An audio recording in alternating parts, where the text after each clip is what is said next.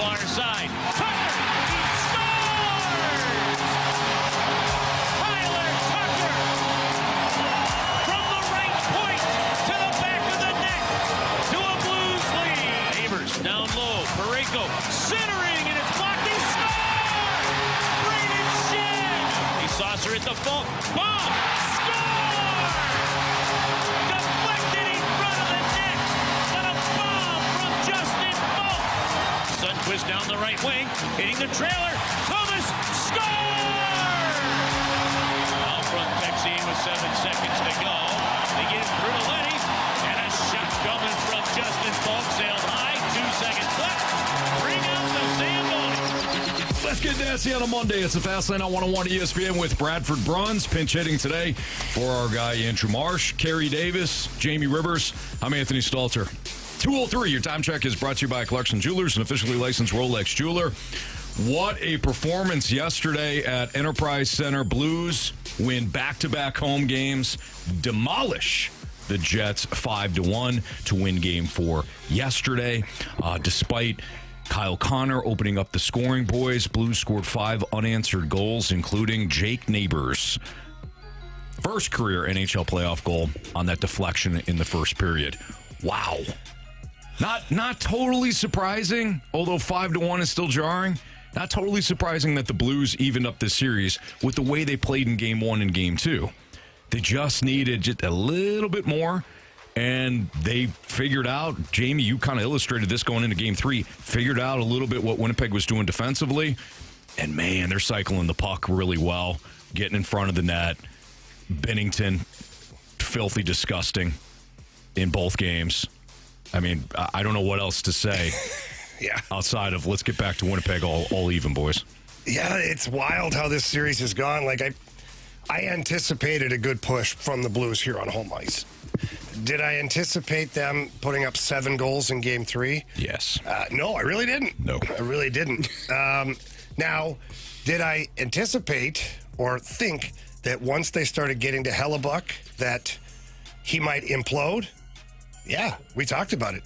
We talked about it before the game 3, saying that once the Blues do decide to get to Hellebuck, things are going to change. And we talked about it before the series started, about how all it's going to take is one bad goal or one bad performance, and the Canadian media is going to run wild with the Hellebuck narrative. Yep.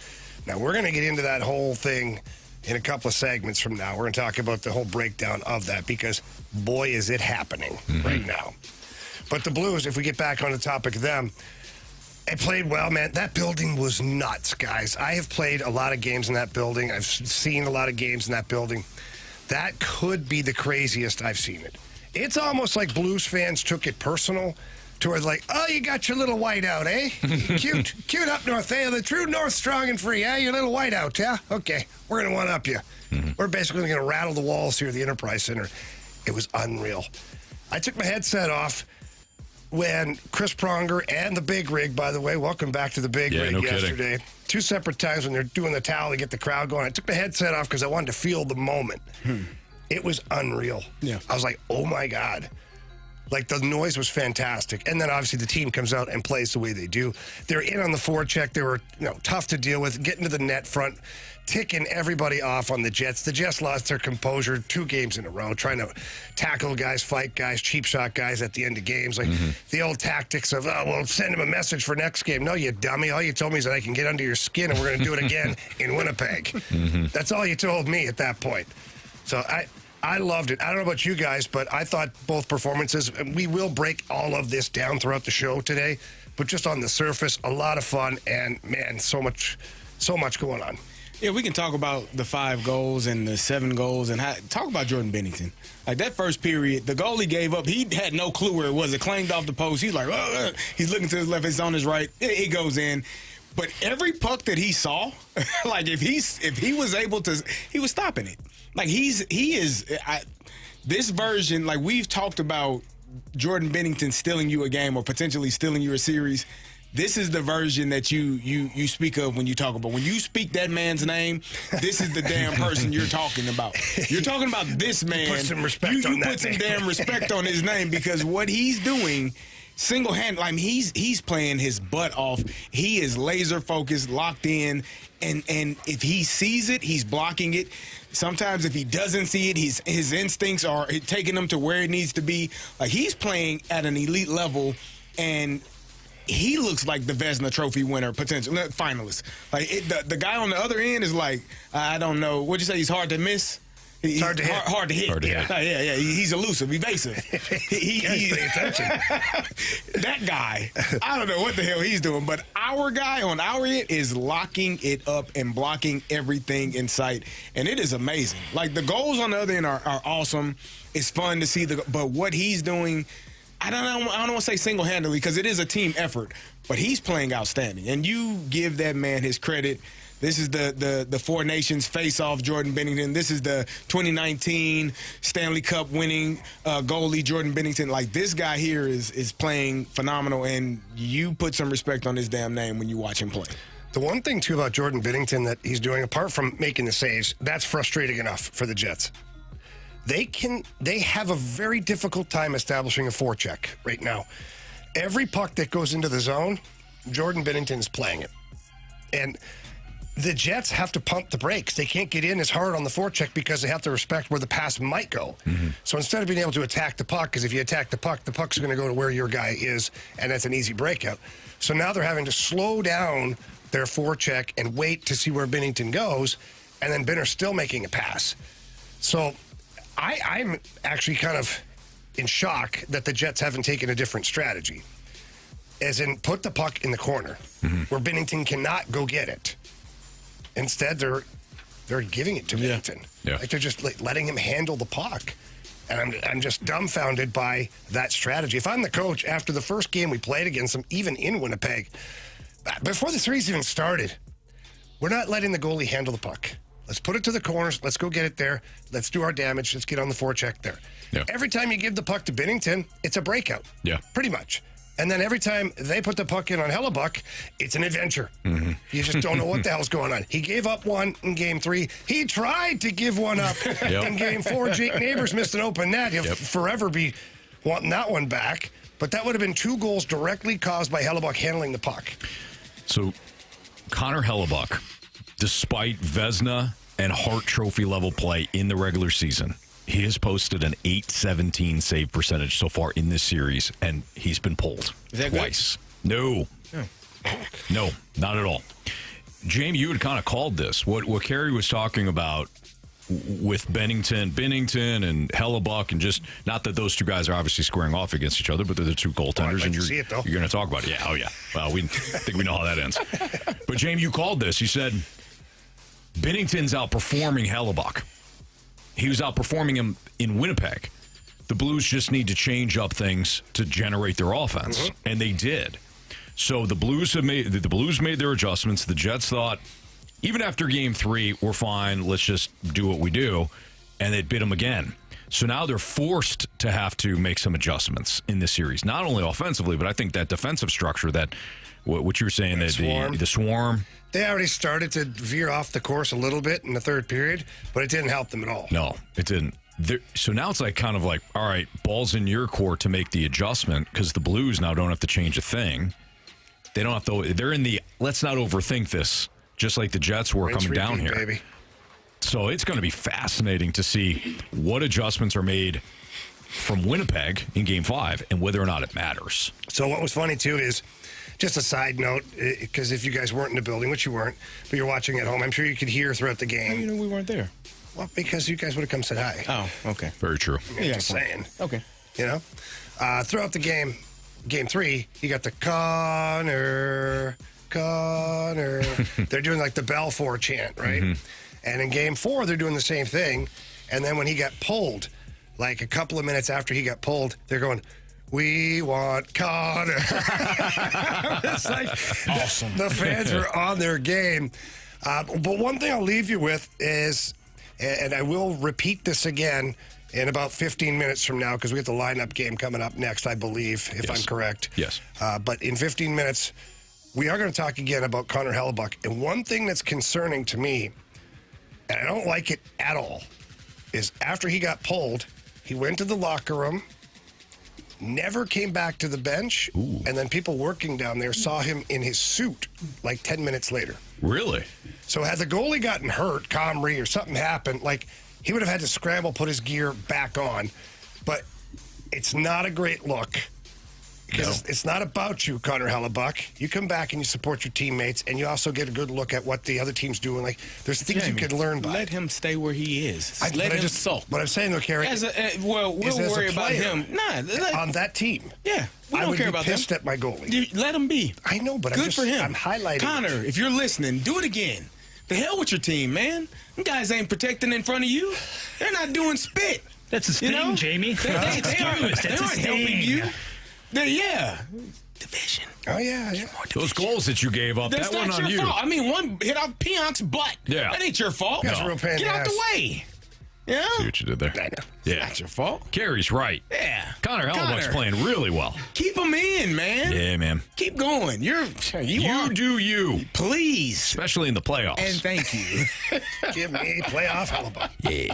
All right. As Jamie just mentioned, we're going to play the lineup game next. The Cardinals took 2 of 3 against Milwaukee over the weekend. Yesterday won pretty, but they won a pair of one-run games on Friday and Saturday, respectively, including Nolan Arenado's home run. That, man, what a laser that was on Saturday. So we'll play a lineup game as the Cardinals visit Cincinnati tonight. That's next on 101 ESPN. It's time for another moment in Blues history. On this date back in 2017, the Blues would rally from behind twice to beat the Nashville Predators and even up their first-round series at 1 win apiece. Nashville's James Neal would score first, but Vladimir Tarasenko on the power play with less than 20 seconds in the first period. Third period, Nashville would score early, but then Yuri Laterra would even the game up, and Vladimir Tarasenko with less than 3 to play in regulation. This date in Blues history was powered by Classic Air Care, making people comfortable since 1926. For all your HVAC needs, ClassicAirCare.com.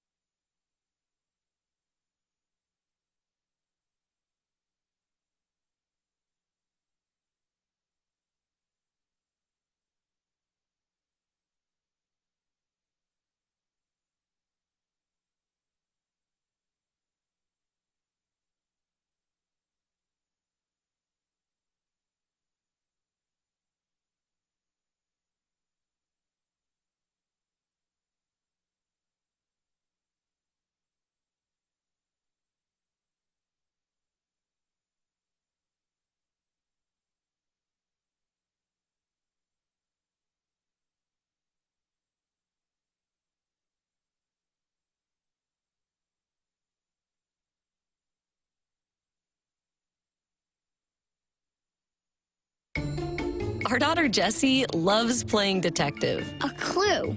But since we discovered she has sensitive skin, we've been playing detective too. We thought the problem was our puppy.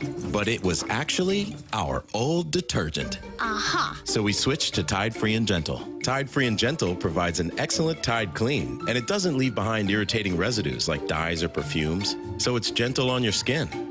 Case closed. If it's got to be clean, it's got to be Tide Free and Gentle. Thy ticket, Lady Jennifer of Coolidge. Well, many thanks, good sir. Here'th my Discover card. They accept Discover at Renaissance fairs? Yeah, they do here. Discover is accepted at the places I love to shop.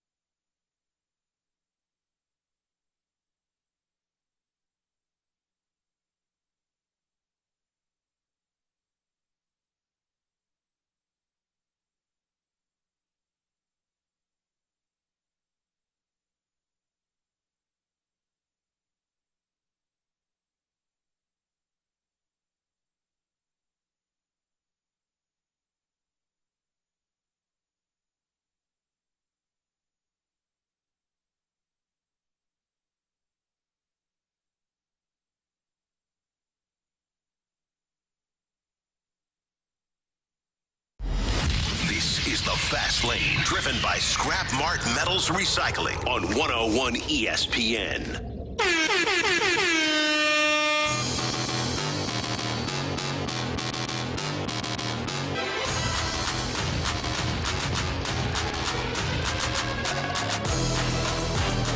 It's a Fast Lane on 101 ESPN. Carey Davis, Jamie Rivers, Anthony Stalter, Bradford Bruns in for our guy, Andrew Marsh. Carey, I'm glad Anthony's going through some of the things we've gone through already. It's a pleasure. You guys are looking at me with that. Yeah, been there. Yeah, look. welcome. We're just talking, just so our listeners know, we're just talking about youth sports in general. Yeah. That's all. Being a parent, like being on the other side of it, you're not playing, you're watching your kids. And you want the best for your children, you know? Yeah. Almost to a fault at times. Almost to a fault. Yeah. Someone else's problem. Almost. All right, let's get to this lineup, huh? Let's roll. We got the Cardinals and the Cincinnati Reds. They're opening up a new series in Cincinnati, 5:40 local time. Andre Palante versus Nick Martinez. Ooh. Nick Martinez. RHP? LHP? He is, well, he bats left, but he's a right-hander. Yeah? All right. For our purposes. That's all that matters. And for his, he won't be hitting. All right. Well, you never know. Maybe he's the next Otani. DH. Go up there, son. All right. Lars? Yes. Show us Lars Taylor Tetsui Nootbaar. International superstar. Watch out, don't run into any walls or anything. Oh, boy. I feel like that's completely directed at you, Anthony. I do, too. And I don't mind it. I don't think it's directed at him. Lars has run into a wall, hasn't he? But not as often as Anthony. Well, we don't know that. I only did it once that I can remember after running into said wall with my face. All right. This yesterday against the Brewers was Wilson Contreras. Probably him again. Go for it. Show us Wilson Contreras. You don't know how to play first base. It's not that hard. Tell him, Wash. It's incredibly hard. Hey, anything worth doing is. Gets me every time. That is a good one. That's funny. So Donovan? Sure. Go ahead, Jamie.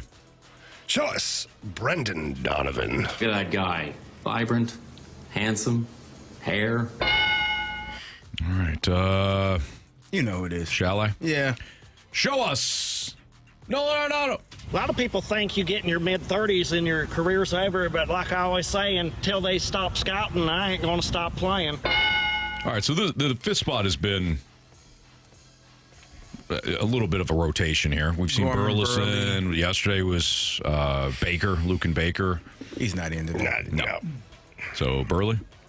Donnie? Gorman? Could be Gorman.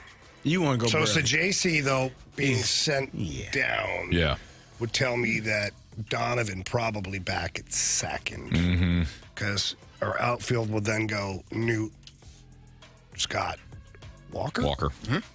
So it could be it's either Burleson or Gorman, whoever's in the lineup. They're going to be the DH right here in the final, I believe. I would say Gorman. I'd say Gorman, too. Let's do it. I'm in. Show us Nolan Gorman. Swing Serenade is brought to you by Gorman's. Dingers! Hang me a curve and I will hit. Dingers! There we go. I like that one, too. Yes.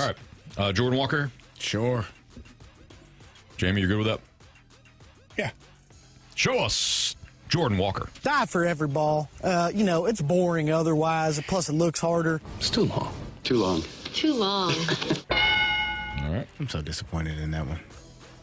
Don't be. He's Marsh changed his sounder because he's a man of the people. Nah, I feel like he got bullied.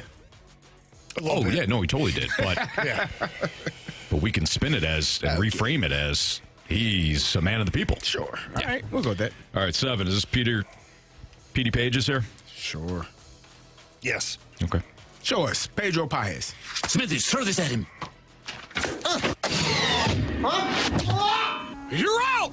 Baby. I think it's easy Victor from here. Scott? Yep. Show us Victor Scott. Run, run, run as fast as you can. You can't catch me. I'm the gingerbread man. And show us Mason Wynn. Take it! Bring me that arm! We did it again, fellas. Nice job, guys.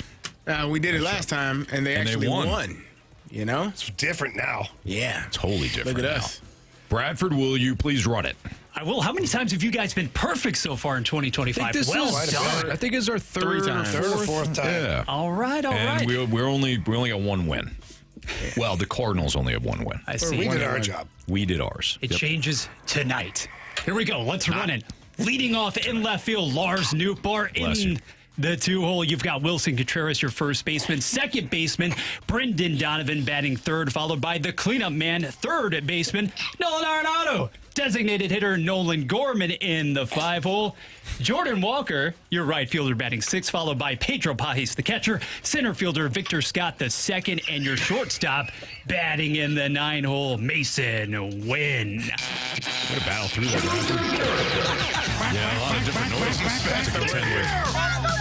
Jesus, Carey. We got your allergies going? I don't believe what I just saw. Home run. Intense focus. All right, Bradford, do you have the latest standings for the Home Run Derby?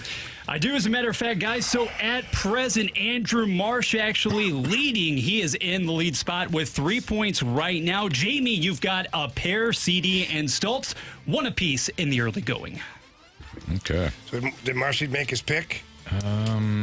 I do not have a formal selection from him. Okay. In a pinch, I am ready. Marshy likes storylines, right? He does. What's our storyline today? Well, our storyline is Bradford is pinch hitting for. There we go. So therefore, Bradford picks. There you go, Bradford. Who do you like for, Marsh? Frankly, I love the way in which Mason Wynn was swinging that stick over the weekend. Doubles power. It moves from gap to going yard at the Great American Ballpark tonight. Give me Mason Wynn. Wow. Okay. Okay. Is it me? Yeah. All right. Give me Gorman. That was pretty easy for you. Yeah. Give me. Is it on me? I don't want to step in front of you, Anthony. No, go ahead. Oh, all right. Give me. Get to stepping. Brendan Donovan. Give me Lars Nootbaar, please. And thank you. All right, Jamie had mentioned something with Connor Hellebuck that, all kidding aside, is pretty selfish. Tell you what Connor did and how the Blues have further, and maybe even their fans, our fans, us here in St. Louis, has further entrenched ourselves in Connor Hellebuck's brain. That's next on 101 ESPN. 101 ESPN is powered by Kaufman Townsley St. Louis's injury lawyers. Call 314-500-5000. Tee off with the morning after at the return of the Totem Golf Tournament, presented by Michelob Ultra on May 29th and 30th at Oak Valley Golf Course and Resort. Get your foursome together for a full day out on the course with TMA, including complimentary breakfast from Donut Drive-In, lunch from Lee's Famous Recipe Chicken, all your Michelob Ultra, the 100 West Dental closest to the pin competition, a long drive contest courtesy of Pondoff's Anonymous Recovery Podcast, and an after party with food from Texas Roadhouse on Thursday and Super Smokers Barbecue on Friday. Registration is now open with a portion of proceeds benefiting the St. Louis Hero Network in honor of Brian McKenna. Find all the Dotem info now at 101ESPN.com. Refreshed by Michelob Ultra, superior light beer.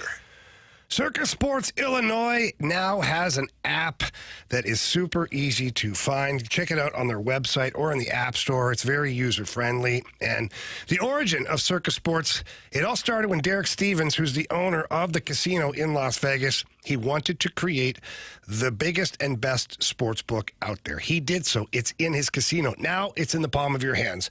Circus Sports Illinois has great lines on all your futures bets, tight money line splits, and the best odds of any app that's out there. And when they have the best odds, you get the best payout as well. They've got high betting limits. Again, super user-friendly. And if I'm looking at the NHL tonight on my Circus Sports Illinois app, Tampa Bay, Florida. Tampa kind of gave it to Florida the other night. We had the Matthew Tkachuk hit. I feel like there's extra evil in this game. I'm taking the Panthers on the money line at -150 tonight. You can find that over on your Circus Sports Illinois app. So please don't miss out on the action. Download Bet Like a Pro with your Circus Sports Illinois app today. Join in on all the excitement. If you or someone you know may have a gambling problem, call 1-800-GAMBLER or text ILGAMB to 833-234.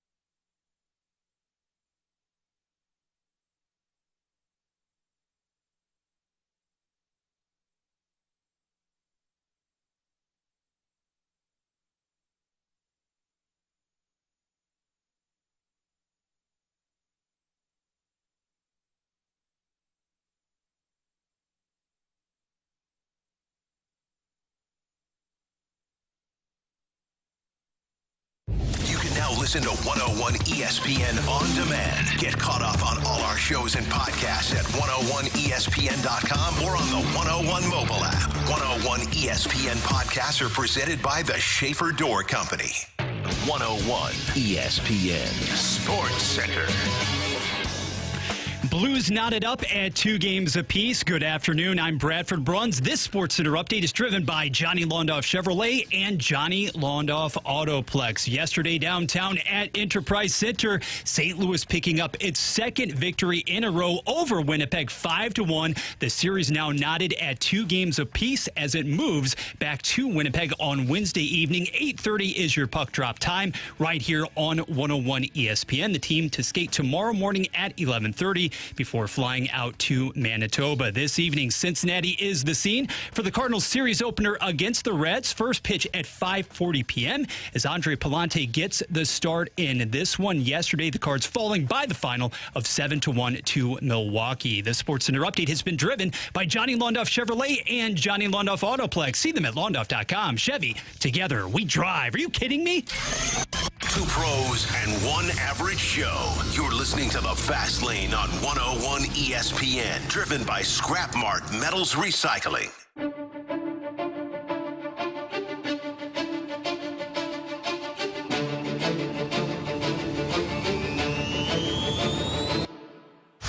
Trying to get pucks to the net and bodies to the net. It's a simple recipe. I'm sure every team in the playoffs is saying that. It's net front battles. We got to win ours in our end and win it in their end. So it's nothing crazy. We're just trying to make it tough on them and their D.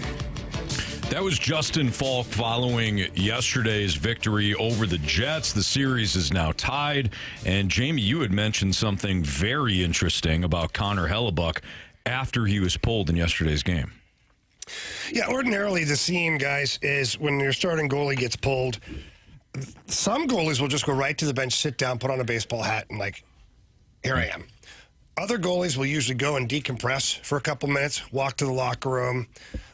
If they need to just breathe, they do it. Some goalies will shatter a stick, whatever it is, away from the cameras, away from the crowd. They'll process getting pulled in that situation. Then they get their crap together, put on a baseball hat, come back, sit on the chair, because you're there. You're part of the team. Yeah. Connor Hellebuyck left the game, went to the locker room, took his gear off, never came back to the bench, and according to sources, I didn't see it with my own eyes because I was way up. Had I been between the benches, I probably would have seen him walk in the hallways, but I wasn't. But people who work at Enterprise Center did see him in his suit before the game was over. Wow. So I know that sometimes it can be like, well, you're magnifying a situation. But here, the situation is real. Is if Comrie somehow got hurt in that game, Hellebuyck would have to scramble, put his gear back on, and then the players would be like, where the hell is he? And then if I'm Scheifele, Connor, Luke Shen, the leadership group of that team, and I find out my goalie just bailed.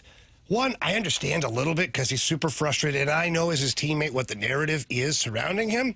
But 2, we're all in this together. Yeah. So that's just kind of to set the stage here a little bit. Mm-hmm. One thing I said to you guys and to all of our listeners before the series started, I said, I cannot wait to see what happens when Connor Hellebuyck lets in one bad goal and the Jets lose, or Binnington has a big game and the Jets lose. Well, I didn't know it was going to blow up the way it did, meaning he gave up 6 in Game 3, and he gave up 5 in Game 4. 9 goals in 2 games, and Jordan Binnington was really good. First star of the game yesterday, by the way. Mm-hmm. TSN, the sports network, Canada's ESPN. I knew it. The media was going to turn on their own.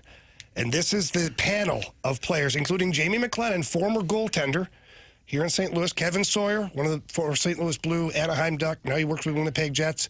This is them discussing Connor Hellebuyck. This was the year, Lindsay, where the narrative was supposed to change around Connor Hellebuyck because of the regular season that he's had. You would have thought that going into the playoffs, all of a sudden, this was going to be the year where he stole a game for you, or he made some saves that he wasn't necessarily supposed to make along the way. And these are the expectations that Connor Hellebuyck has set with his play in the regular season. These are not things that are unrealistic based on what he's done and based on the players, the goaltenders that are around him in the NHL, the guys like Vasilevsky, the guys like Bobrovsky, that do this, year in and year out in the playoffs, and Connor Hellebuyck hasn't done that. And now the numbers don't lie. 4+ goals in 10 of his last 13 playoff games, now pulled in 3 straight road playoff starts. And you look at the way things have gone in this series. Game 2, that one stands out in a good way, but the other games, that is nowhere near the level of play that Connor Hellebuyck can and should play at. Oh, how quickly we turn on our own, right? And that was just one. I have several clips that I found today throughout. I gave Bradford a few, and we're going to revisit them throughout the show. But this is what's going on. Scott Arniel, following the game, had to answer to the athletics representative for the Winnipeg Jets, saying, will Connor Hellebuyck be your starting goalie in Game 5? Vezina Trophy winner. He's going to win it again this year. It'll be his 3rd time winning it. Yep. And here's where we're at. And this is, I knew this crap was going to happen. So now if you're the Blues, it's imperative that you go and have a first period in Winnipeg like Game 3 here in St. Louis. If you have that kind of a period, the goals, yes, but putting them on their heels like that. And then all you need is a squibbler, and everything's going to change in Winnipeg. I think it's already shifted, but, Connor Hellebuyck is a proud guy. He's a confident goalie. I think his confidence is rattled right now. But hearing all this stuff and reading what we're reading, what do you guys think? Because, I've got my own opinions, but, you guys aren't as in tune, with a lot of the inner workings. You're, fans of the Blues, and you talk hockey all the time. What do you think about this? Well, one, I think it's complete garbage that he didn't sit with his teammates on the bench. That's ridiculous. Ridiculous. You're absolutely right. If he doesn't go back, if he needs to cool off, fine, you get it, but you come back because you're right. You're all part of it. What, are your feelings hurt because the Blues fans were getting after you? So I think that just shows where he is mentally when it comes to the playoffs. But 2, I'll go back to what I said on Friday. This is why narratives exist. They remain narratives until a player or a team ends said narrative. And they're all littered throughout sports. This guy can't win 1. This guy can't win 2. This guy can't win without the Warriors. There's narratives that exist. One of the narratives here in hockey is that Connor Hellebuyck is not a quote-unquote postseason goalie. So the first 2 games, they get out of Winnipeg, and the Blues, they go down to St. Louis. They're trailing 2-0, and now the Blues have evened this thing up, mostly because Connor Hellebuyck was a disaster in between the pipes. So that narrative is going to follow him throughout this entire postseason if he gets out of this round 1. This is exactly what you predicted, Jamie. Yeah, I think he is, and speaking of him, Connor Hellebuyck is he's kind of in a he's probably in his own head. Like the goal that Robert Thomas scored, he looked like he's in a hell of his own making. Okay, well, I'd like to see what you did there. He just looks uncomfortable. And thank you, Bradford. He looks uncomfortable, and he looks like he's overthinking, and I'm fine with it. You can keep overthinking and not figuring out what the hell is going on. That's a you problem, not a us problem. In terms of him going, so I was listening to the game, and Joey, when he got pulled and they were yelling, "We want Connor," and Joey said he could see him in the tunnel breaking his stick, breaking things, like he was losing it, which you get pulled for the second straight game in the playoffs in a game where you feel like you should be, you feel like you're the best player, one of the best players on the ice, and you're struggling in the manner in which you are. I can understand that level of frustration.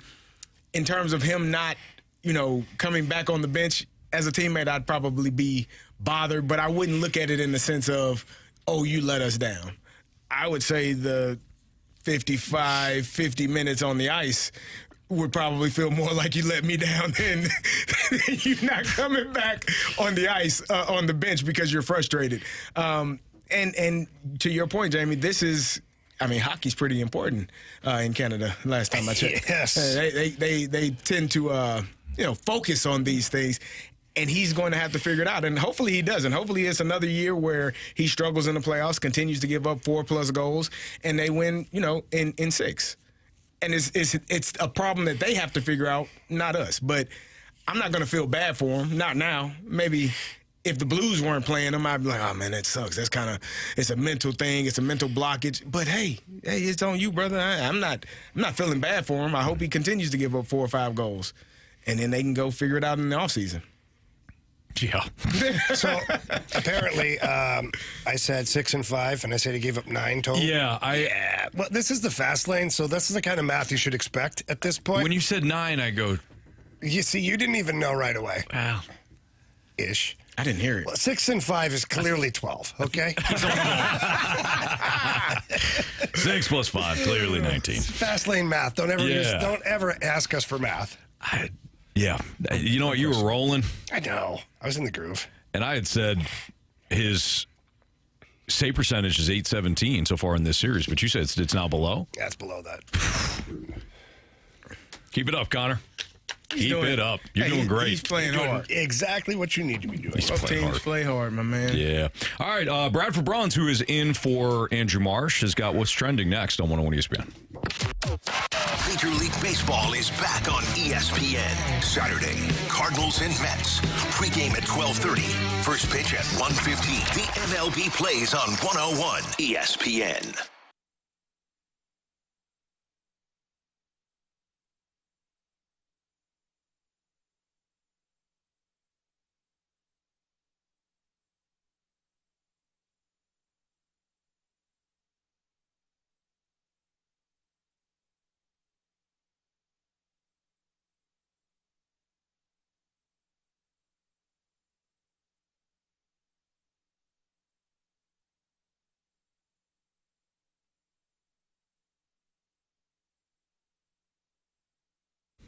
If you have any remodeling project that needs to be done in your home, I highly recommend you call my friends at Mosby Building Arts. They're incredible. 314-909-1800 is their number, or you can visit callmosby.com. You can schedule a free consultation. Then you'll see the difference for yourself, and you'll see what it was like to work with Mosby like we did in the Stalter household. We had some doors replaced that also was causing some issues in the basement, and they did a great job. They had to not only take out the doors, but they also had to take out some patio steps that was causing the leaks. But they know homes. They know home remodels. Their designers are incredible. Don't work with the wrong designer, somebody that's going to come in and just say, oh, yeah, this is what we do. No, what do you want? What do you want with your kitchen? What do you want with your master bath? What do you want with whatever home project you have?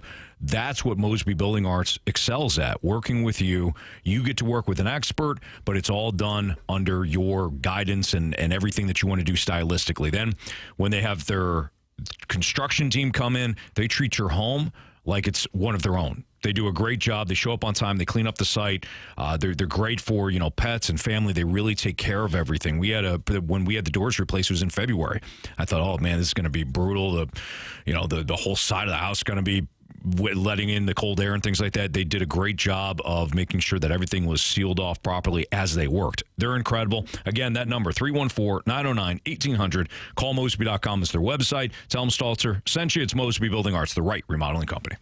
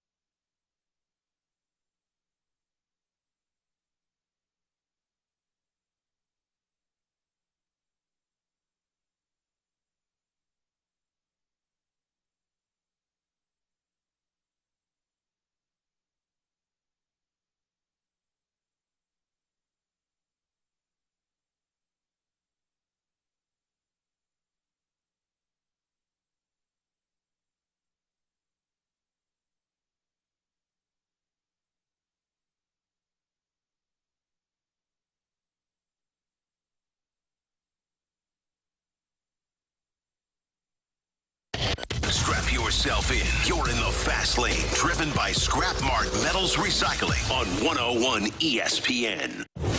What are the hot topics in the sports world? What in the wide world of sports is going on here? It's time to find out with What's Trending? Brought to you by Elite Comfort Experts. Heating and cooling with no gimmicks, just guarantees. EliteComfortExperts.com.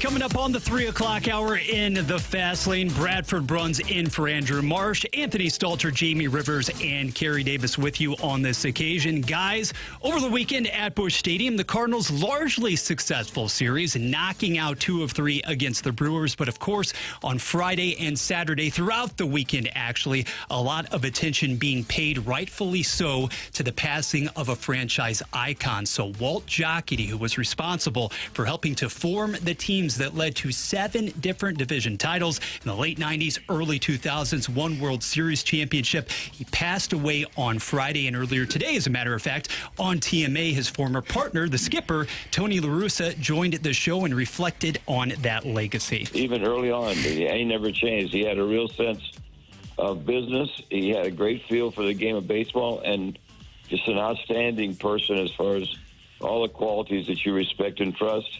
And obviously, we think about the massive success he enjoyed here in the Gateway City, but somebody else who certainly he served for a number of different organizations, and the sheer star power that came through town while he was the architect, definitely somebody to be remembered. Yeah, this is Walt Jocketty built. He had a hand in building several different successful clubs, during those eras. So you brought up the Cardinals, but if you go back to his days as the director of the A's farm system in the 80s, that led to 3 AL pennants and a World Series title. You mentioned the Cardinals built 2 World Series teams, and of course he won the 2006 championship. But the team that he built in 2004 was remarkable, to say the least. I mean, that was the best team, one of the best teams I've ever seen lose a World Series. Led the Reds to 3 playoff appearances, changing the culture of that franchise. Walt Jocketty knew what he was doing from a relationship building standpoint, valued scout and advisor, apparently little ego too, which is very rare for somebody that is going to help build professional teams like he did. Cardinals fans are well aware of what they had, and not only Walt Jocketty, Tony La Russa, Dave Duncan, like that era of Cardinals baseball, especially as we go through some lean times now, we look back on those teams and realize, and not realize, but are reminded of how special that group was. Well, we're reminded on a daily basis here in the Fast Lane because we talk about the Cardinals, and people, lots of Cardinals fans loved the Walt Jocketty era of baseball. And some people not a fan of the current era of baseball for the Cardinals. Mm-hmm. My question would go as this, and I'm not completely clear on all of the Cardinals' history of front office people, but where would you rank Walt Jocketty, lifetime, like Cardinals franchise history of front office people? People who delivered. Yeah, one of the top. I mean, one of the top executives the Cardinals have ever had. Yeah. I mean, that's what I was thinking, but I also didn't want to be ignorant and forget about a couple of people that maybe were in the 50s or the 60s, and it's not my. Right. So let's just stay in our era. Right, there's really no discussion. I mean, like Schoolboy Rowe, like he was great. Rowe, you just never know. After he got done playing second base, Schoolboy Rowe moved into the front office, and did quite well. Did big things. I mean, a lot of, the other thing too is we talk a lot about the Jim Edmonds and Scott Rowland acquisitions, but Walt Jocketty also brought in Larry Walker. He facilitated the trade with the Braves to eventually get Adam Wainwright. Did you have to bring in McGuire? Brought in McGuire. Traded for Darryl Kyle. Acquired Chris Carpenter and Izzy. I mean, Chris Carpenter was a good pitcher in Toronto that was injury prone. Walt Jocketty got with Dave Duncan and realized there was a lot more there, and Chris Carpenter became obviously one of the aces of the Cardinals organization. Your guy Will Clark, albeit briefly. Will Clark, yeah. My goodness, yeah. Gotta love Will Clark, Will the Thrill. If you eventually had him on your team. Other than that, Even his teammates didn't always like him, Anthony. Well, sometimes you got to tick some people off, you know what I mean? It's okay. Everybody loved the sweet swing, but I don't know if they liked Will's all-around demeanor. No. Ellipsis 150 chimed in the snake pit, and so did Waterboy, and so did Neighbor Dave, who's listening. Shout out to Neighbor Dave. Branch Rickey. It's a number 2 Branch Rickey. Hard to top. Oh, okay. Obviously not in our era of observing Cardinals baseball, or just baseball in general, but yeah, Branch Rickey. That's why I didn't want to be that guy, you know? It's okay. Well, you forgot so-and-so. Well, yeah, you're right, because I don't remember that. But well, plus we all have some significant, not you, Bradford, but clearly not you. Yet. But you don't know. The 3 of us. Spent enough time in the fast lane, he might start banging his head off the wall, too. You never know. That's true. That's true, you know? Yeah. Have to be part of the team. Bradford, one time I saw Jamie Rivers working out with bands in the studio. True story. And he's doing some bicep curls with the bands, and you know how they kind of wear down after a while, right? The band snapped and whipped him in the side of the face. I mean, just whoosh. Well, you have to get it in where you can get it in. Am I right? I mean, he paused, readjusted his feet, and then kept going as if he wasn't just slapped. It happens. It was remarkable. Yeah. I tell people, so no, it's not. That's the psychotic nature. He did though. Carey just adjusted this damn set. He just adjusted his feet and kept going. I must have let that one go. That's on me. It's a mistake. Won't happen again. Won't happen again. An absolute psychopath here. It was unbelievable. Unbelievable. Let's go to the diamond, from the diamond to the rink for just a second. Jamie, if we can get it together here for a second. Good luck with that. I know. A little bit of confusion at present, not about the next game in this series between the Blues and the Jets, but St. Louis has recalled 3 different guys from Springfield. But what exactly does this mean? Well, Help the people. Guys' jobs are at risk right now. That's it. No, it's not. They call up guys from the minors. So once your minor league team is eliminated from the playoffs, or if they don't make the playoffs, they call them the Black Aces. There'll be a group of players that they want to bring in case of emergency, or younger players that they want them to see what the playoffs are like. And in the Blues case this year, Dalibor Dvorsky looks like he's going to go to the World Championships and play for Sweden, I believe, or Slovakia, rather. So he's not going to be coming up for that experience. The World Championships is probably the best place for him to go. So they're bringing up a couple of veteran guys in Alexandrov and Schuneman, who played some games here earlier on defense, a forward and defenseman. Those guys will be there in case of emergency. And Colton Ellis, who is their number 1 goaltending prospect, he'll also be joining these guys in case of emergency. They'll skate every day and practice with the team. They'll do extra work. There's no threat.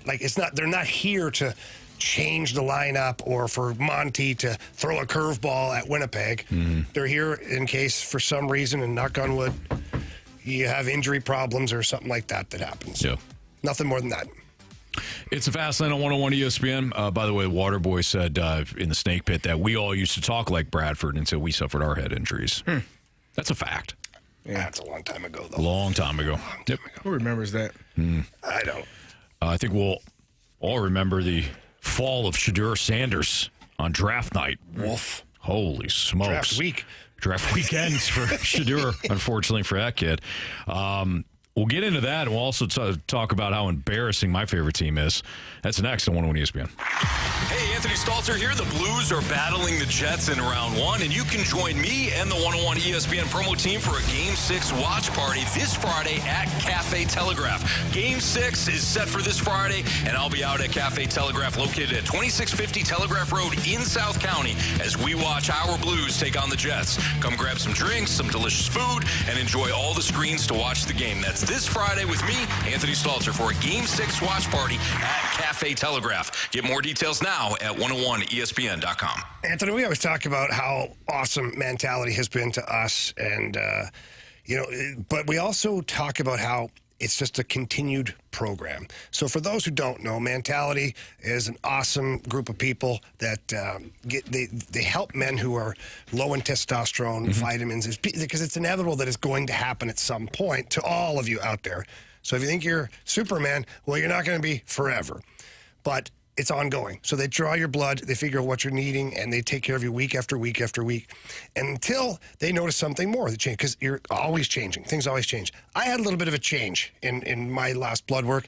They changed my program just slightly, and now I feel great again. That's because Mentality is on top of it, and they're always trying to help you. Yeah, and they always print out your results. If you want to, here, give these to your physician so that everything is, on the, not up and up, but like everybody's on the same page. Exactly. When it comes to working with your physician too, Mentality is incredible. So if you're experiencing, just like Jamie and I were, this is common as we get older when we're men. Low energy, maybe lack motivation. You're irritable all the time. Maybe you just you lack the focus. You can feel it. You feel it throughout your workday. Then you get home and you're like, no, I'm going to head right to the couch. I don't have time to play with the kids. I don't have energy to play with the kids. Like, stop all that. Head down to Mentality. Their program will help you get that energy. You'll feel it. You'll come roaring back. The belly fat and the muscle gains will start to, belly fat shrinks. Muscle gains are going to be evident once you get back into the gym. But Mentality, local healthcare facility that specializes in helping men perform and feel at their very best, just like Jamie and I have experienced. Visit mentalityhealth.com/radio. You can find out more information there, or better yet, head down to one of their two locations, South County or Chesterfield. Tell them Jamie and Anthony sent you in there. It's Mentality.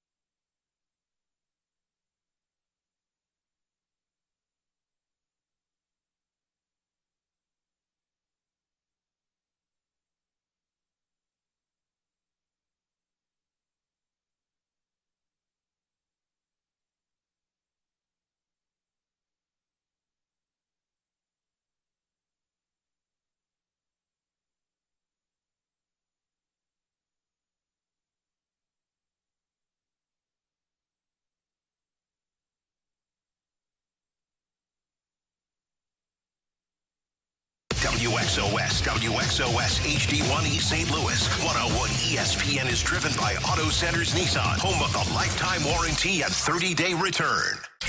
You're in the fast lane on 101 ESPN, driven by Scrap Mart Metals Recycling.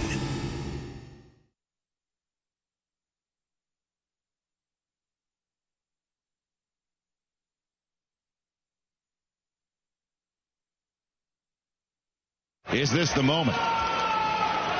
With the 144th pick in the 2025 NFL Draft, the Cleveland Browns select Shedeur Sanders, quarterback, Colorado. Listen to the reaction. That was from the NFL Network. Who announced that? Was that like one of the cleaning ladies? No, one of the last people at the draft. Usually, when they get deeper into the drafts, they have different people come up and read like different fans. Have our fan round and kind of sounded like Mary Kay, the beat writer.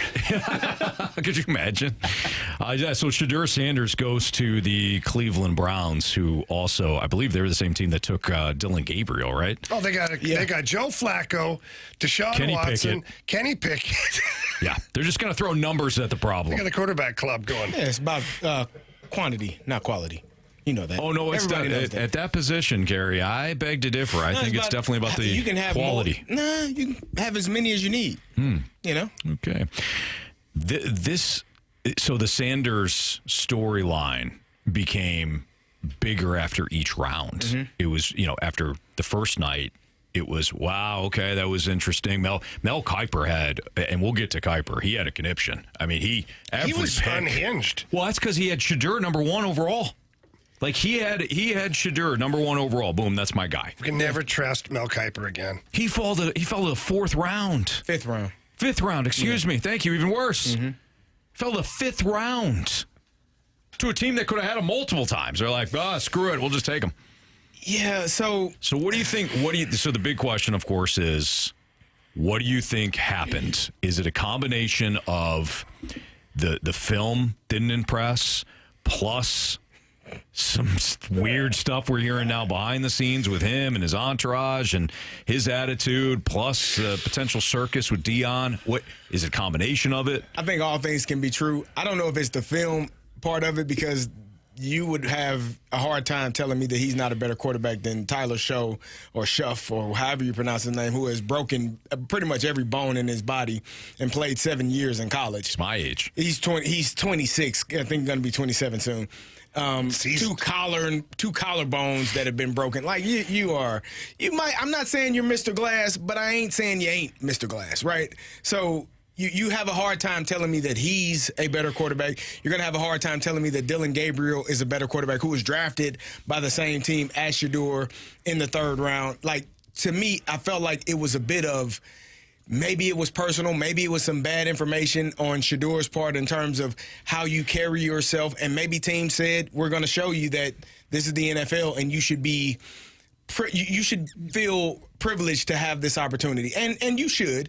But I think at the same time, you also have to be yourself. And at times for quarterbacks, there's kind of a mindset of you're the CEO of the franchise. You have to carry yourself a certain way. You have to be a certain way. You can't be this. You have to be that. And so I think all things are true. I think some of it is also teams were staying away from him, because if you're Deion Sanders and that's your father and you have come out and said, yeah, I would love to coach my son. Well, what NFL coach is going to be eager to pick your son, knowing that potentially next year you could have my job? So there's a level of insecurity there as well, in my opinion. And so maybe Shedeur didn't handle his business. I heard that the Giants were a team that was really interested in him, and they didn't like his interview. They didn't like how he went about. It wasn't professional enough for them. And then the other part of it is there were not a lot of teams that needed a quarterback. A lot of teams drafted their quarterback last year. He's in the 2nd year. You got teams that just paid their quarterback. The Bills ain't drafting nobody. The Dolphins ain't drafting a quarterback. Like, there are so many teams that are already set at that position for the future. The Eagles, the Commanders, the Giants drafted a guy. Like I said, that's the team that could have been a team. The Cowboys, all of these quarterbacks are already paid. So when you look at where the potential landing spot, there may have been 3 teams literally that were looking at quarterbacks, and that was the Giants, the damn Steelers, who we can get to that later, because I don't know why. I don't know. They got their guy. Anthony. Sorry. Don't do that. I'll crush my team in a minute. The Browns, right? Those are the 3 teams that essentially are looking. The Vegas Raiders just signed Geno. They traded for him and re-signed him. The Seahawks signed Marshy's old quarterback, Sam Darnold. So it's not a lot of places that needed a quarterback. So that, to me, was part of the problem. And the couple of teams that may have been interested, maybe you went in there and you bombed the interview. So now you put yourself in a position. It does. Which puts you in a position of not being drafted as early as you wanted to. I think this would have been resolved if more teams needed quarterbacks, but this year was not a year where a lot of teams needed a quarterback. So all of that makes sense, Carey. It really does. I'm just going to go one step further. Shedeur and Deion did this to themselves. When Deion Sanders came out and said that there's certain teams he'll play for, other ones don't bother calling, don't bother asking. And then he changed his tune and says, okay, fine, we're open to the draft. Now, whoever takes Shedeur, he'll be happy to go. Then Shedeur didn't have one private workout with anybody at all. No, he did. He had a private workout with the Giants. He worked out with the Giants. I believe he had some private workouts. And how did that go, by the way? Because Brian Dable said it went swell. The workout was fine, I think. The interview part of it, and I don't know if that was at the Combine. I don't know if that was, in-house in New York. I don't know where that part was, because the reports are that it didn't go well. Yeah, he was asked to do something. He didn't do it. Well, he was asked to study some set plays, or I don't know what the hell you call it. Schemes. It's a learning process, because. But then he's got to learn this way, Carey. No, that's what I'm saying. You can't tell me only 3 teams. Oh, there's only 3 teams, so it was the odds that beat him. No, he did it to himself. I said both things are true. The fact that there were not enough teams that needed a quarterback, because best believe if more teams needed a quarterback, his ass would have been drafted in the first round, probably the second at the latest. I don't know. Because those teams still had a chance at the second round, third round, fourth round. They didn't need a quarterback bad enough. If they needed a quarterback, fifth round, bro. Jamie, there are people that have done some terrible things that still got drafted in the first round. Talent plays. If you got the talent and there is a need, they will draft you. They don't care. It's not about his inability. It's about there was not a need for that position from a lot of teams. Again, only the first pick of the draft was a quarterback. The Titans needed a quarterback. The Giants came back. That was a team that they said he blew the interview. That was a team that needed a quarterback. The Saints, they drafted Tyler Show, which lets me know they probably think Derek Carr is going to be okay. So I don't think that there were a lot of teams in the – and, again, the Cleveland Browns, to me, don't count because they don't know what the hell they're doing, man. If it wasn't for Cleveland, he might have gone undrafted. Maybe. Or maybe he would have won the sixth round to the Steelers. I agree with what you're saying in terms of the talent. Clearly his talent was not eye-popping enough for teams. It wasn't enough. I mean, we've seen this with other players, too. I mean, Tyreek Hill slipped to, the fifth round before the Chiefs picked him up? Third, I think. Third. I'm not sure. He was a first-round talent, and he slid because you got to the point where, the off-field stuff just doesn't – it's too big of a risk. Right. I think if Shedeur Sanders had – name a young quarterback. If he had Jaden Daniels' skill set, I think teams would be more willing to roll the dice. You just gave a perfect example. Tyreek Hill, he's probably one of the best receivers in the league. That means all the teams that were before him that didn't draft him look like idiots right now. That was a decision that they made, and Shedeur has a chance. Shedeur was a fifth-round draft pick. Tyreek continues to be an issue, though. Tyreek is not an issue. Tyreek hadn't had no real issues. Well, but he's also a wide receiver, too, so it's not – and I know I brought him up. Not like that, no. He ain't had no issues. He's got can't keep himself together in terms of but even this year, he got to the end of the season, he started smack talking his own team and the coaching staff. Nah, he did. Tyreek Hill. Sometimes you got to walk out on your team and just put your suit on. Yeah, there you go. Connor Hellebuck. I think if Shedeur Sanders had eye-popping talent, I think some of this would be overlooked. But there's been some scathing reports come out. I mean, there was one that said that he sat there with his entourage around him and he wasn't willing to answer questions. He bombed. And he has to learn from that. That was a poor decision by him and his team. If that is true, that was a poor decision. He's a 21-year-old, 22-year-old. He made a mistake. He'll figure it out. Mm-hmm. But he still has a chance in that draft, in that Browns quarterback room, to be the starter. Right. So what does that tell you? That means he still has the talent to be the number one quarterback coming out. Joe Flacco is 40 years old. Kenny Pickett, this is his third team. He was drafted in the first round. That doesn't mean that he's going to be great. The guy that Dylan Gabriel was also drafted ahead of him, and he's better than Dylan Gabriel. And Deshaun Watson got a torn Achilles. He's not playing this year. So Shedeur could still come out of that and be the number one quarterback. Does that mean that his talent wasn't good enough? It just means that they didn't feel like he would, for whatever reason. If it was the entourage, if it was me trying to set an example and prove a point, I didn't want to draft him because I didn't want to have to deal with Deion trying to take my job. Whatever the case may be, he still got drafted. He's on a team, and he's probably in the best position with the team that they said was going to trade back into the draft and draft him in the first round. Stoltz, you mentioned the key word there, I think, talent, and the way that he has been perceived, Sanders, that is, ever since Colorado concluded its season. I'm wondering, Carey, is there anything that Sanders actually could have done in the run-up to the draft? All of the workout opportunities that were available to him. We know at the scouting combine, yes, he conducted the interviews. He really held court there in the media setting. That is what he does. But the dog and pony show then, that resulted several weeks later in Boulder, a non-participant. Is there anything he actually could have done, or was he content to basically let the tape play? I think he made a mistake in multiple steps along the journey. I was watching, I think it's Tom Pelissero talking about what he didn't do leading up to the draft. He didn't participate in the Senior Bowl, which is the best of the best. That's where all the coaches go. That's where all the scouts go. He went to the East-West Shrine game. He didn't even participate in the East-West Shrine game. He just sat there and did the interview portion of it, even though the NFL sent a memo saying all players that are here need to participate in the game. He did not. That's another misstep. Sure. But that is a young man probably getting bad information from somebody. He's not his father. His father could tell a team, when you picking 7, I'll be gone by then. No need for me to talk with you. Mm-hmm. That's a different. You think his dad would have told him to stop this crap? But that's a different player. No. We don't know if his dad was the one leading the charge. I don't know. Should have been. This is a conversation that only they know the answer to. So this is something that he'll learn from. Maybe he'll be, I think a lot of people, he needs to be humbled. Okay, that's fine.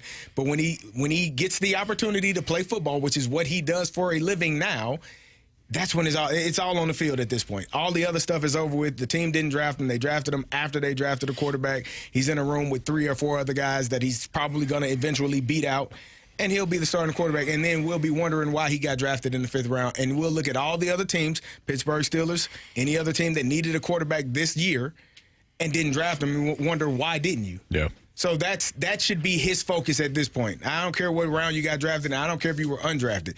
You're drafted, you're on a team, you know where you're going. Now go make the team, go make the roster, and be the starting quarterback. Real quick, we will get to the Mel Kiper audio a little bit later. We got to get to Jeremy Rutherford, who's joining us in a couple of minutes here. But the son of Falcons coordinator Jeff Ulbrich, defense coordinator Jeff Ulbrich, decided to 21 years old, decided to go on Dad's laptop, get some of the players, get at least Shedeur Sanders' number.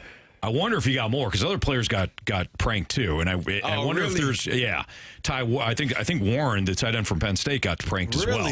So I wonder they didn't record that one. I wonder if this decided to prank others as well. But 21-year-old kid of Falcons defense coordinator Jeff Ulbrich decided to prank Shedeur Sanders. That's just stupid. It's ridiculous. He went on Instagram. He apologized. Apparently, he reached out to the Falcons made him reach out to Shedeur Sanders too. Like, what are you doing? And the Falcons just continue to look like an. I realize this is the son of somebody, but come on. Hang on, Anthony. He's in college, right? He's 21. Yeah. Like, let's go. At 21, he thought that was funny. He did think it was funny. At 21, he ain't thinking it's funny now. No, he's not. But that's how it works, right? When you're growing up, and you think you're 21, you think you're an adult and all this stuff, but you're probably only like 18 because you're still, maturity-wise, because you're still in college, you're partying, you're having fun, your buddies. It's going to be an awesome social media clip that we show. Hey, I made some decisions at 21 that I wouldn't make at 25. Sure. And some things that were embarrassing and things that cost me opportunities. It was really dumb. It was really dumb. But for that kid, it was hilarious in the moment, except for he didn't understand the severity of what was going on. No. Nobody could anticipate that Shedeur was going to slip the way he did. Had he slipped 1 more or 2 more picks from there, it's really not a big deal. It's kind of funny, got me, But he slipped to the 5th round. I can tell you it ain't funny at all. No. I sat but there. I'm saying, if Jamie, all right, we got to get to Jeremy Rutherford. I'm sorry, I shouldn't have brought it up. We'll get into it later. But we got to get to Jeremy Rutherford. I do want to hear your thoughts on that as somebody who did not get, you went undrafted. Yes. So, all right, Jeremy Rutherford next. You can now watch 101 ESPN live on our Air Alliance Team Studio Cams. Catch every show live on our YouTube channel or at 101ESPN.com. 101 ESPN Studio Cams. Presented by the Air Alliance Team Heating and Cooling. Getting the job done quickly, correctly, 100% of the time.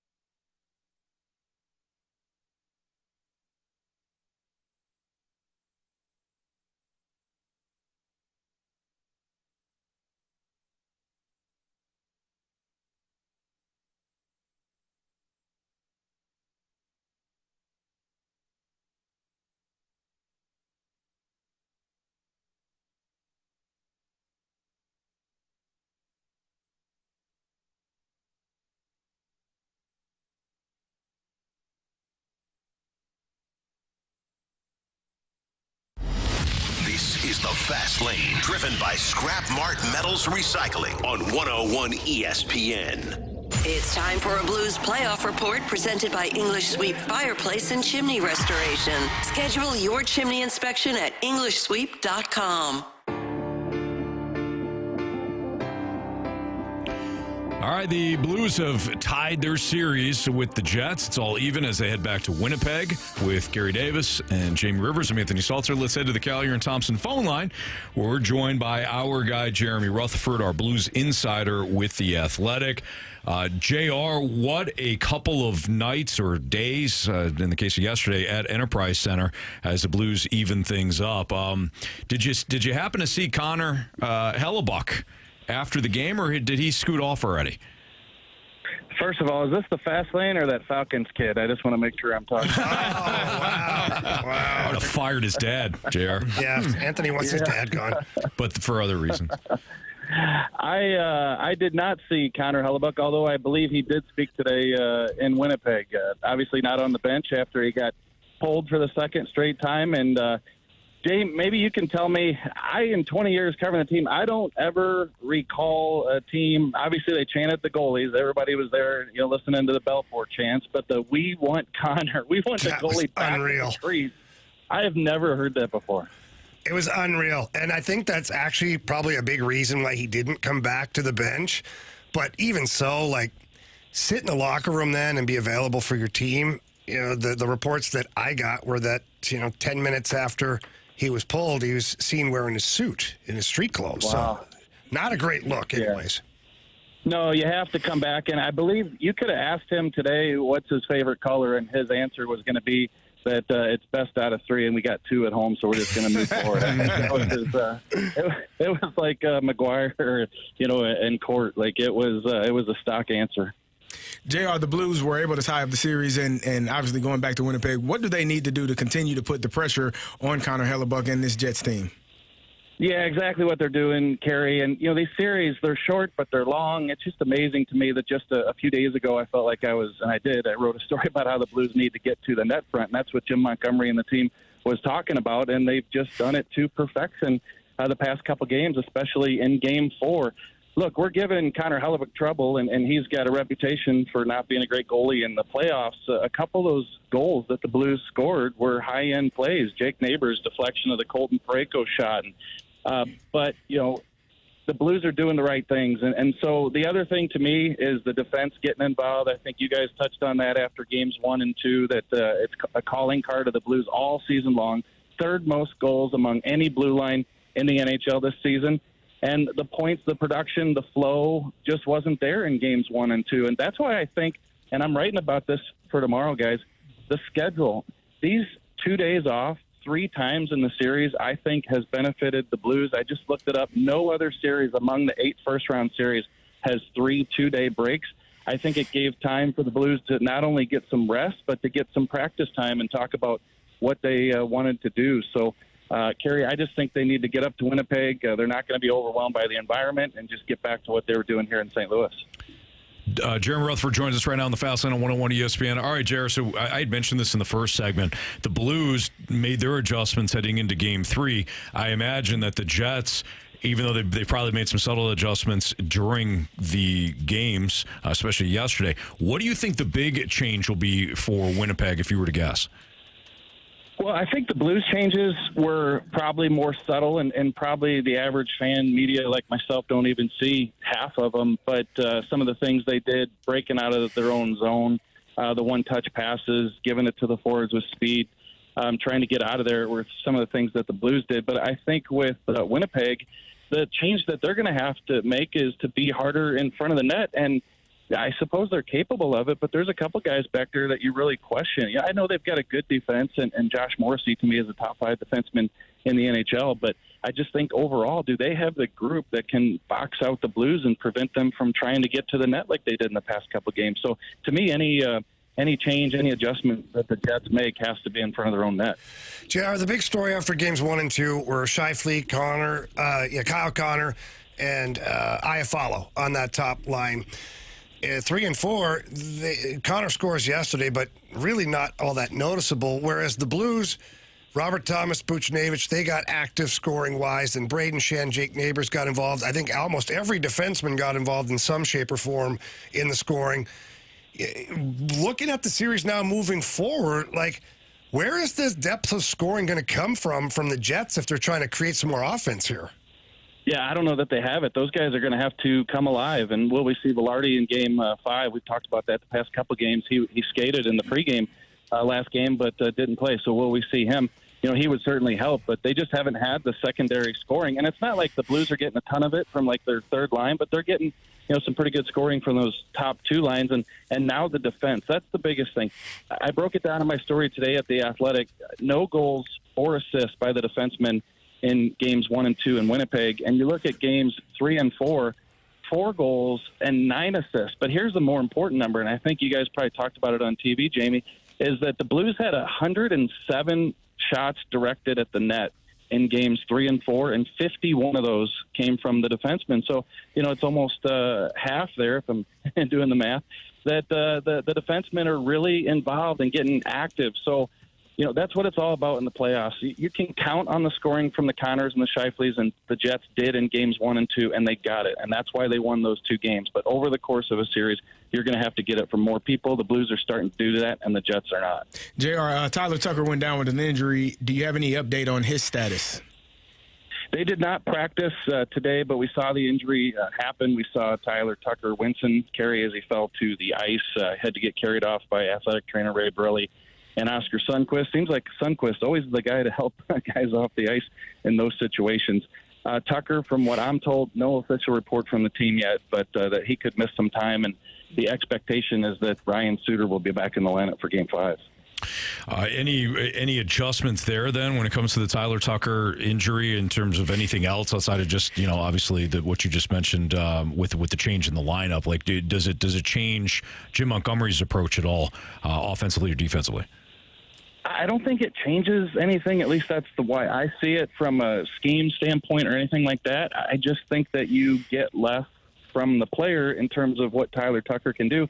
You know, Jim Montgomery was asked about the lineup change the other day, and he said Tyler Tucker just brings us a lot of good attributes. And when we said, I think Matthew DeFranks from the Post-Dispatch asked, well, what attributes do you kind of lose? And Jim said, well, let's just focus on, you know, what we're getting from Tyler Tucker. So I just think the ability to pinch on a lot of situations, to get up into the zone, and we've seen that shot. I don't know that that's a shot that Ryan Suter takes if it's back on his stick at that point. So I just think that you lose a little bit making that change, but I don't know that you do anything different scheme-wise.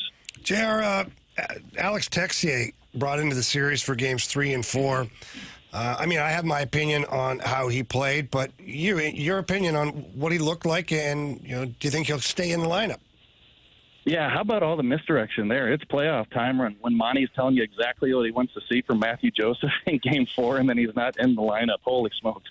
But I think with that situation, they wanted to keep Texier in there. It seems like Jim Montgomery likes his potential, you know, high-end skill, what he can bring if he does have the puck on his stick. You know, I'll give him the fact that he made a pretty good play there, Riv, to keep the puck in the zone and set up one of those Blues goals. You know, does he play the style that they need? You know, does he bring you more than Matthew Joseph can do, even though they were 2 different types of players?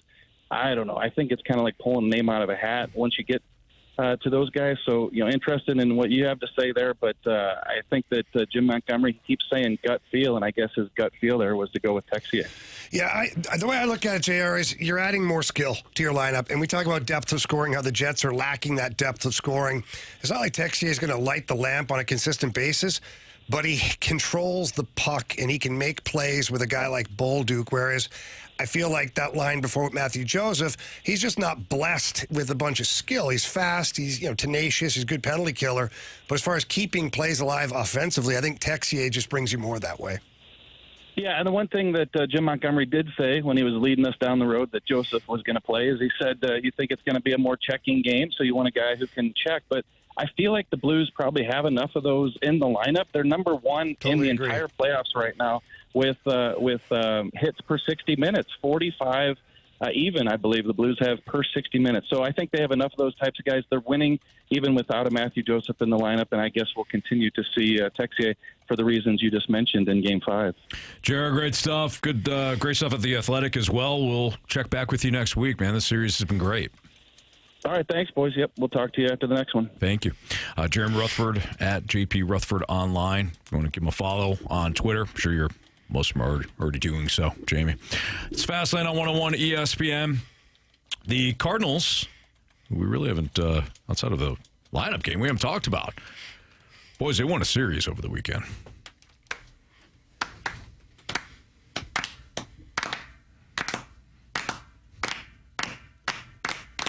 We're going to tell you why the Cardinals are back next. Oh. Maybe. No, we're going to tell you why they're back next on the Fastlane on 101 ESPN. Maybe. Another RX Watch, brought to you by Onder Law. There's an evil new twist in the tragic story of baby powder and its link to ovarian cancer.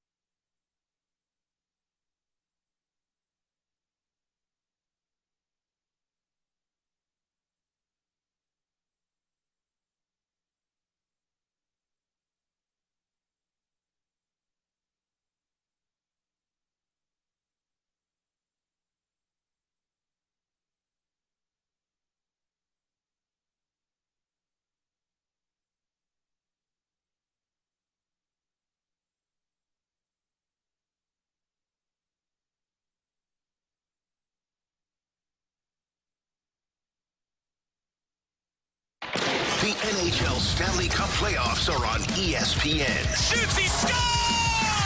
Wednesday night, Blues and Jets. Pre-game at 7:30, puck drop at 8:30. The wait is over! The run for the cup is exclusively on your home of the Blues. 101 ESPN. 101 ESPN Sports Center.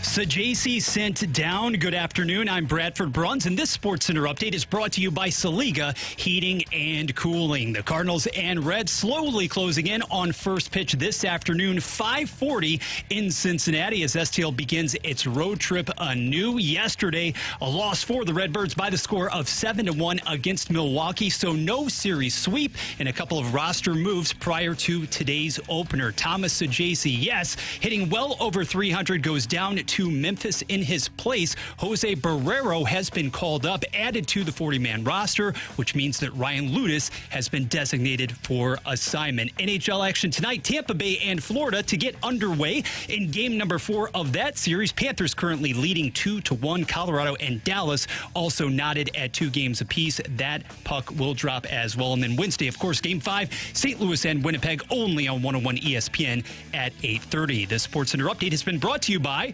Saliga Heating and Cooling, a Daikin heating and air conditioning dealer. 2 pros and 1 average Joe. You're listening to the Fast Lane on 101 ESPN, driven by Scrap Mart Metals Recycling.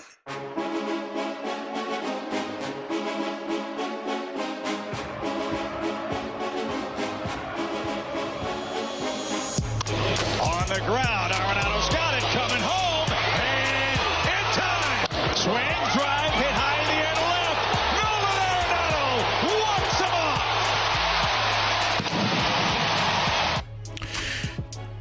Nolan Arenado had himself a great weekend, I would say. 2 of 3, the Cardinals took from the Milwaukee Brewers. So Arenado showed his impact over the weekend. Defensive gem Friday night, walk-off homer Saturday. He has revamped his swing now, which has led to improvement when it comes to his slugging and his OPS compared to April of a year ago. He's got an elite strikeout rate right now, 6.4%. So that goes to like his improved pitch selection. Goes back to what I always say, what that Dunk used to echo. You can't put a good swing on a bad pitch. Something that we hope that eventually Jordan Walker will learn, and some of these other young guys will learn. But Arenado's been excellent, and the Cardinals kind of showed some resiliency over the weekend. Friday night, the game started to slip away from them a little bit, and they got it back, and it actually did slip away on Saturday. Unfortunately, with Ryan Helsey giving up the game-tying home run. But Arenado, in the bottom of the 9th, hit a rocket shot. So good for the Cardinals. They take 2 of 3. I guess the question is, are they back? I guess Mike should back be in St. Louis. No, I think back. They're not here, are they? They're out of town. No, they're in Cincinnati. They're on to Cincinnati. Yeah, they're on to Cincinnati. Yeah. So no, they're not back. Okay. I think they'll be back, I'm sure, in a couple of games. 4 games below 500, so they're not back. But the Cardinals are doing enough to keep it intriguing. I mean, Nolan Arenado having this kind of success is good for the Cardinals in many ways. By intriguing, do you mean up 5-0 and then going to the bottom of the 9th because it's 5-5? Just intriguing overall, Carey. Things happen, Carey. Did they win that game or not?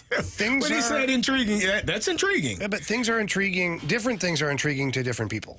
This is true. Different people so like if that's different your things. thing. We don't judge. That's fine. Yeah, don't judge. No, we don't shame here. No, not at all. But with Nolan Arenado playing the way he is, it helps the Cardinals in a lot of ways. One, if you're actually trying to win baseball games, you need performances like that from what should be your best player. And 2, if you're trying to trade him, ultimately, later on, I'm not even being snarky. If you're looking to still move on from Nolan Arenado you want him hit well. at a deadline, at the deadline, rather, then you want him playing well. You want him to be an attractive piece to whoever's looking to contend for a World Series. Either way, the Cardinals are in better shape with Nolan Arenado playing the way he is. Now, we're still getting sporadic performances across the board from a lot of guys where it's hot one day, cold the next, and that includes the pitching staff, which, I guess that's going to be the theme for the rest of the season probably. I will say this, though. Matthew Liberatore looks fantastic. He looks great. I'm not worried about him right now. Holy smokes. I thought I would be saying that. He looked great. I was at the game on Friday night, and he just cruised. And that Milwaukee lineup, as we know, it's not necessarily daunting, but they still has got, they've got some dudes there. You got Yelich, he DH that night, Jackson Chourio, of course. I mean, they still got some hitters. And I think Matthew Liberatore has been one of the under the radar storylines for this Cardinals team thus far. Too. Absolutely, yeah. If you're looking for one of the positives to come out of April, and we still got a couple of days left, but Matthew Liberatore, excellent. Are you worried about Eric Fetty? No, why you gotta do that? Just a question. I don't know. He's he goes one good start, one bad start. One good start, one bad start. You worried about him, Anthony? Yeah, he stinks. Oh, okay. Stunk yesterday. Oh, good. Because when you said that about Miles Michaelis, he started pitching better. So if you're listening to Eric Fetty, that's what we think about you. Speaking of worry, be better. Are you guys at all concerned by the fact that you just sent down a 341 hitter? Now, granted, somebody who wasn't exactly getting much PT after the re-emergence of Mason Wynn. There it is. That is right. Yeah. But still, for a spot on your bench, even if he is not the sharpest, all Thomas Saggese did since he was recalled from Memphis, hit, and the position versatility that you are desiring too. And a couple of unbelievable defensive plays too. Yeah. I know there are only so many spots, but considering that this guy has been raking like nobody else essentially in your lineup over the past few weeks, you'd think it would serve your major league club well to maybe keep him up for a bit longer. So then it begs the question, what's your transaction then? Right. Jose Barrero. No. I mean, serious. So how am I freeing up time? In lieu of Saggese going down, what is your roster transaction? Well, I just don't feel the need. I don't see the need to even make this maneuver in the first place. And I know you want to keep him sharp. But you want Saggese playing once every 3-4 days? Quite honestly, I do think it's just a matter of time before you have more of the injuries obviously strike. But there has to be a position. You make it work in the here and now for somebody who has been that scorching at the plate. What is this offense right now? What is it predicated on? Trying to make quality contact, and he has done that in spades. Now, obviously, you're not going to mess with somebody like Brendan Donovan. You're not going to mess with your linchpins. Nootbaar's been great in the past few days, past few games at the top of the order as well. Wynn swinging it? But is there any harm initially, at least? And I like what Wynn did. I said that over the weekend. Is there any harm initially? And I'm not saying spelling Wynn basically every other day, but perhaps bringing him along a little more slowly, too, and figuring it out DH-wise, too. There's nothing wrong with that. Here's the question, would you bench Walker? Because that would create you see the domino effect that could happen there. I do. Are we winning games now? Right. Or heck yeah, you took 2 of 3 against Milwaukee.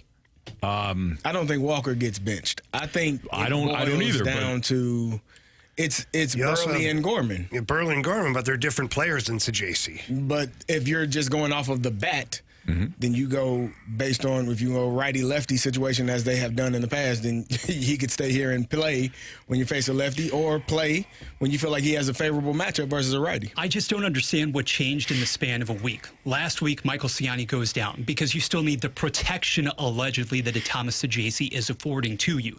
So what changed in a few days? I think Donovan's fully healthy? Okay. Yeah, that, I mean, so. I think that is what happened. I think Donovan, they kept Saggese because Donovan was still banged up. And then once Wynn and Donovan were back full swing, they sent Saggese down to make sure that he continues his development on an everyday basis. I'm not saying you're crazy. He was hitting well, but I think the move would have been to give Walker a little bit of a spell on the bench to create that spot for Newton right. Donovan goes to second, then Saggese Donovan goes to left, and Saggese at second. Now, did Saggese show you guys enough that it almost becomes a pitching-esque, taxi squad-esque situation? Next injury, whatever, bout of ineffectiveness, Saggese immediately comes back up as your next roster move. He should, because you have enough flexibility with Donovan that you would have that spot at second open up. Yeah, I would say so. All right, it's Fastlane on 101 ESPN. By the way, I mean, I don't know if this is necessarily connected, but Alec Burleson has now, we did the lineup game earlier, he's on the bench for the fourth straight game. Three of those four absences came against a right-hander. So Alec Burleson, one of the unsung heroes of last year's dynamite 83-win team, has found himself on the bench a lot. And he's struggling. He is. It's tough, man. It's tough to get right when you're on the bench, but you got to play the guys that are hitting too. It's Fastlane on 101 ESPN. We're going to do some NHL playoff round one quick hitters. A lot going on right now in the NHL. A lot of action, so we'll get into some of it next on 101 ESPN. We've got your chance to win free tickets to Post Malone with Jelly Roll on May 13th at Busch Stadium. Get entered to win those free tickets for Post Malone and Jelly Roll right now, either at 101ESPN.com or on your 101 mobile app.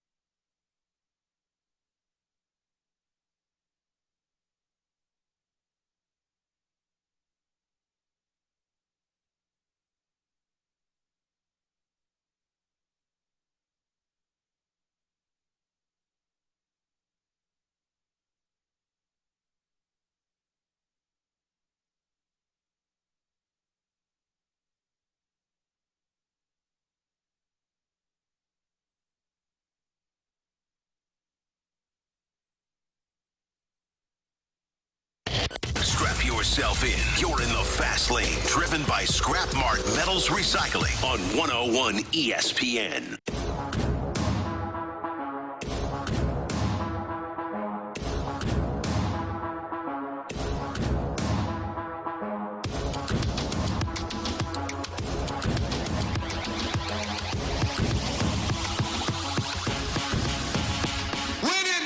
You watch St. Louis, they finish every check, whether it's the first minute or the 58th minute of the game. And I think they're wearing down the Jets right now. And I mean, so they're starting to quit a little earlier each time. I mean, the best thing they've got going for them right now is home ice advantage. And I think they're definitely going to have to take care of it because, I mean, it seems like St. Louis doesn't lose at home, but they still have to win one on the road.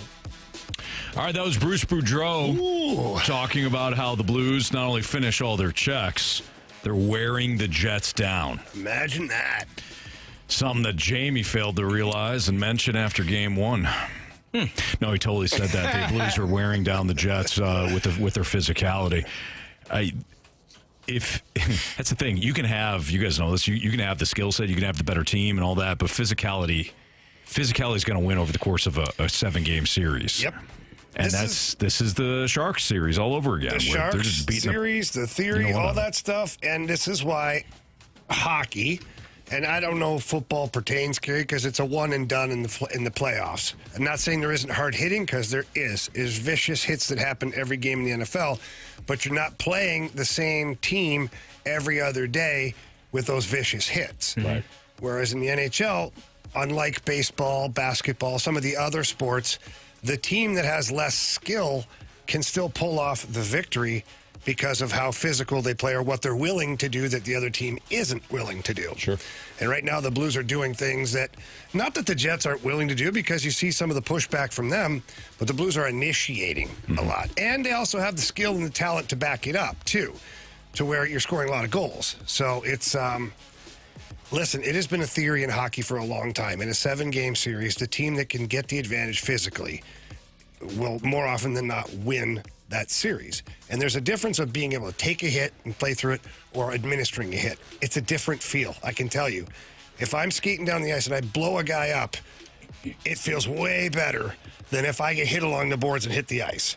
Both are it's just contact the same way. The result's just different and it feels different. The mentality part That's of it. right. When you hit somebody, you might hurt yourself, but you know you hurt them, or you delivered a blow. When you get hit, you're like, oh man, I don't really want to keep getting hit like that. Let me find someone to put this pressure on. I think the Blues are also doing a good job of getting under the skin of the Jets. Like they are frustrating a team. Boy, Zach Bolduc's doing a hell of a job. They're frustrating a team that has lost in the first round of the playoffs 2 years in a row. This is a team, they are almost ready to implode. Like, you can see it coming, and that's what I asked you after Game 3, is that it can't be a tactic that they're doing. It's got to be something like it's getting under their skin to be getting beat like that, to have their goalie to give up as many goals as he's given up the last few games. It starts getting in your head. It's like, oh, here we go again. Like I talked about it, when you are a good team, good things go your way. Like it just happens. When you're a bad team or a team that's struggling and you're starting to hit that spot, your player gets hit in the butt by a shot and it goes in. Like it's just like, really, dude? Like it's no rhyme or reason for it. I can't explain it. It's like the law of physics. Like when all things, whatever Newton's, like anything bad that can happen will happen. Whatever. Is that Newton? I don't know who that is. I don't want to. Yeah. Yeah. Okay. Fig? We'll go. Not Fig. But yeah, Bradford, you know these things. Sir Isaac Newton. Thank you, Stoltz. Yes. Bing. See? Big brain. So, yeah, anything that can go bad does. And that's where the Jets are right now. And if you're the Blues, you keep that pressure on them. You don't let off. You don't take your foot off the throat. You just keep squeezing and keep pressuring them to allow them to be the ones to make mistakes, for them to take bad penalties, for them to, do stupid things that put them in more trouble because they want to. They're frustrated. They're losing. And in their mind, is it Murphy's Law? I don't know. In their mind, they're Stalter's saying. choice. Okay, yeah. In their mind, here we go again. It's happening. Here we go again. We're going to lose the first round again. Good. Stay on them and don't let them out. Well, one tell, too, and I don't know if I sent you this audio, Bradford. I think I forgot, but Mark Scheifele, who is the assistant captain for the Jets, he did his post-game interview, and so, first of all, Luke Shen goes, stand-up guy. I mean, last name Shen. These guys are, like, starting with Jeff Shen, the dad, unbelievable guy, firefighter for like 40 years, like just salt of the earth. We know what Braden is. Luke Shen stands up in front of the media, answers all the questions very honestly, very candidly, talks about how, hey, look, it is, no matter how we won or lost the first 2 games or lost the last 2 games, we're going back to series tied. Yeah. That's it.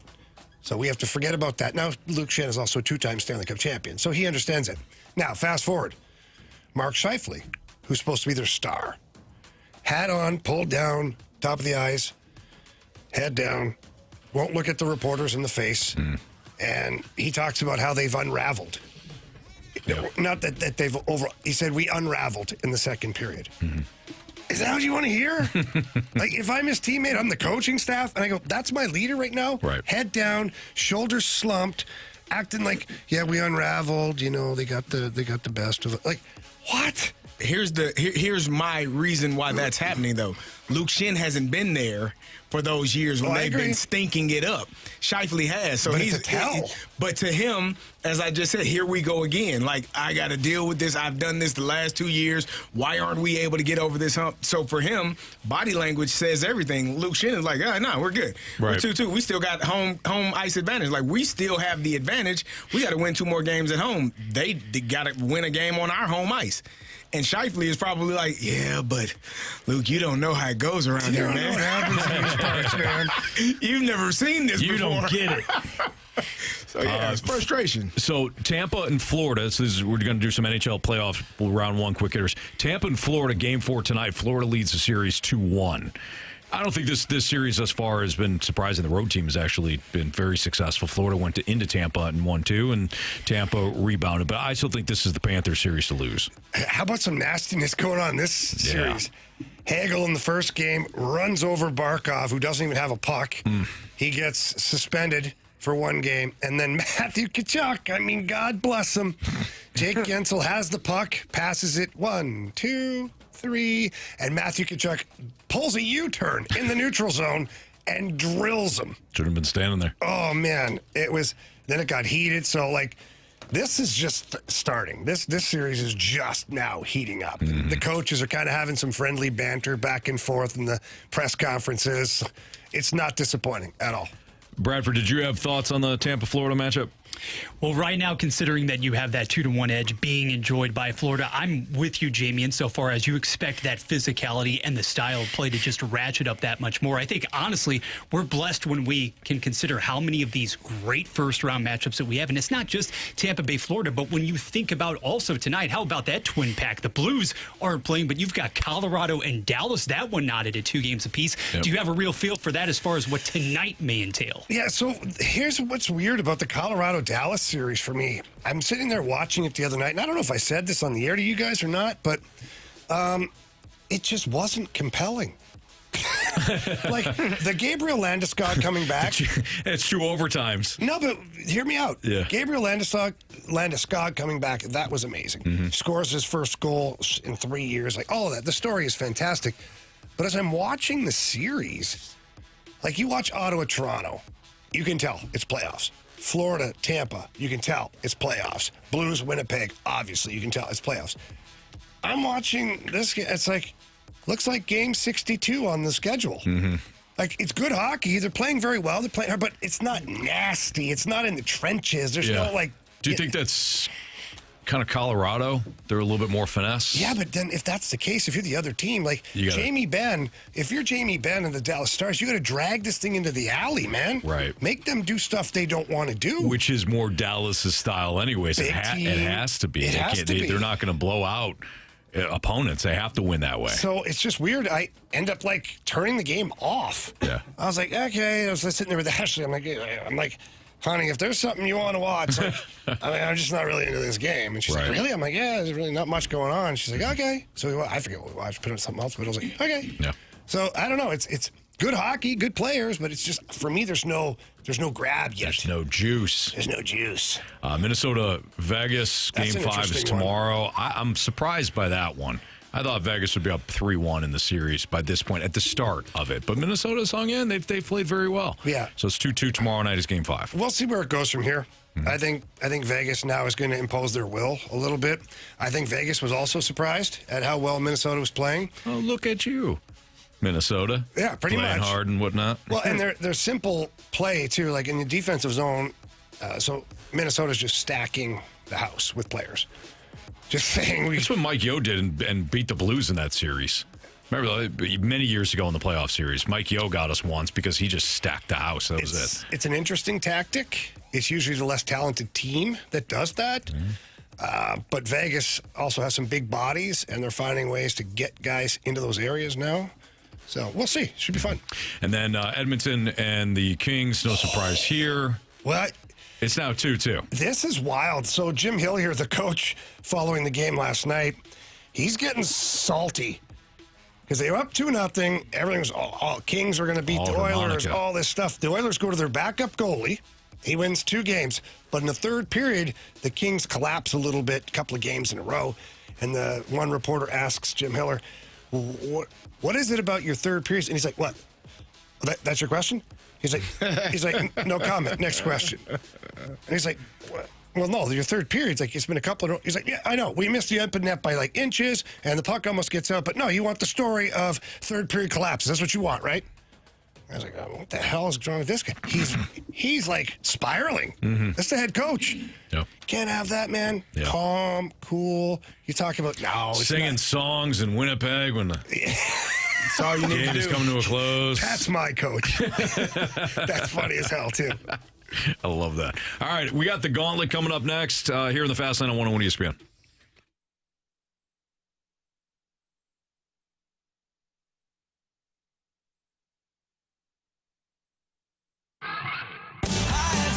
Post Malone presents the Big Ass Stadium Tour.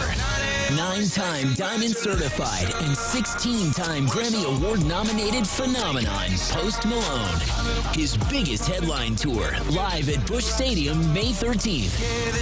Global superstar, Post Malone, with Jelly Roll and special guest Sierra Farrell. Get tickets now at livenation.com. If you are thinking about selling your home here in the St. Louis area, please take it from me and call Gloria Liu with Your Home Sold Guaranteed Realty.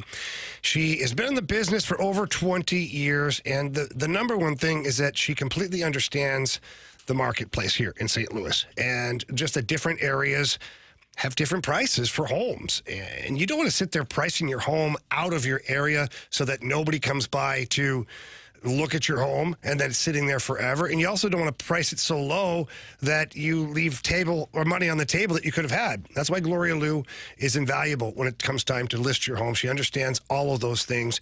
And she's also got a database with thousands of buyers that she's going to guide to your listing. And that'll create more showings, more traction, of course, and maybe multiple offers. And again, getting you the most money that she possibly can and getting you to the closing table, because that's really what you want, is get that house sold for the most money available. And the best way to do it is calling Gloria Liu. So give her a call. Tell her Jamie Rivers sent you in.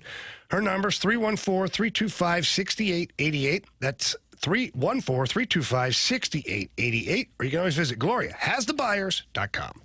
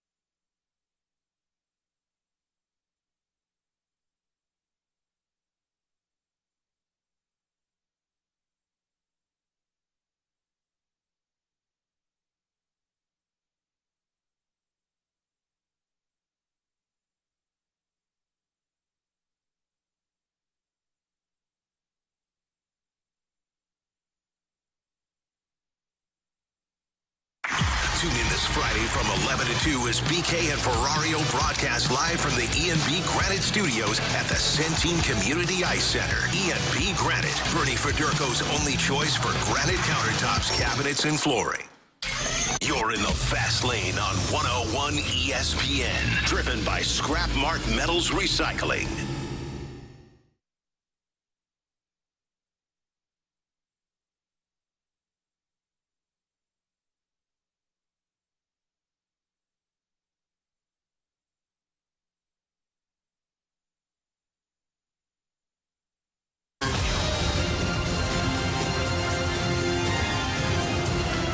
On 101 ESPN 404, your time check.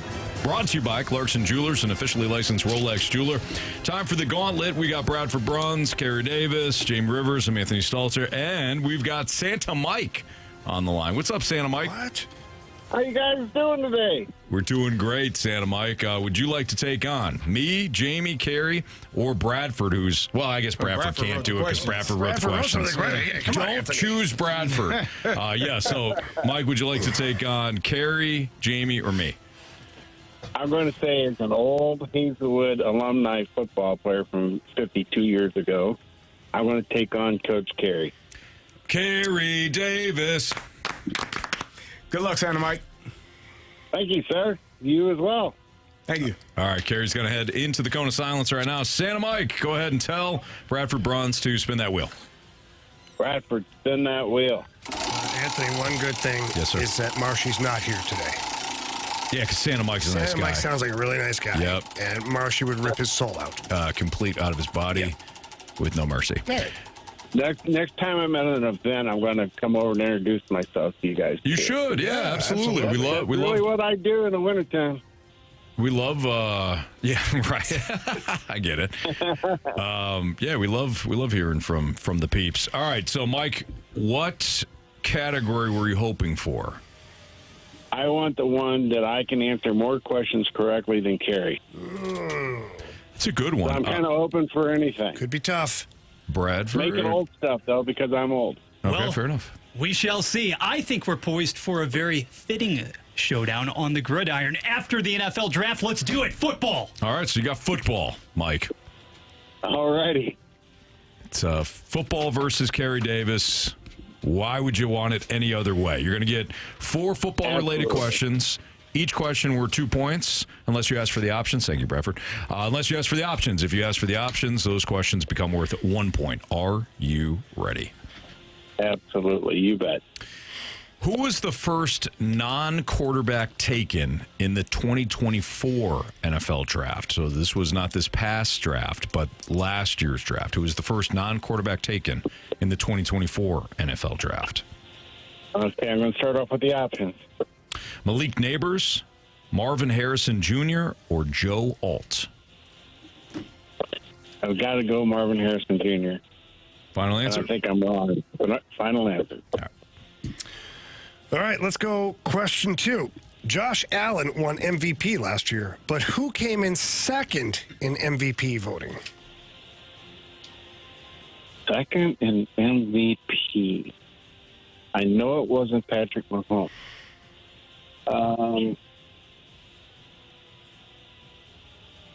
Gosh, just for the sake of time, let's do the options. All right, was it Lamar Jackson, Saquon Barkley, or Joe Burrow?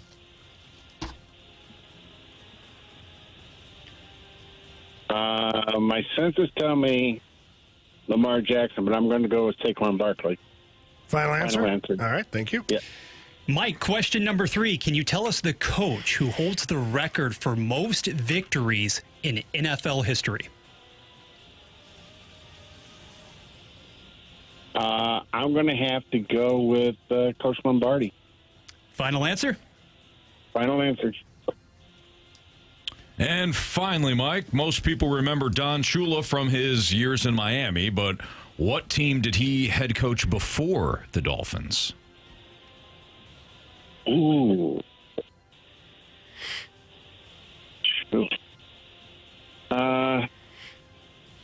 Let's go with the option. The Green Bay Packers, the Baltimore Colts, or the Detroit Lions? Baltimore Colts. Final answer. All right, let's welcome back Carey from the Cone of Silence. Mike, how you feeling?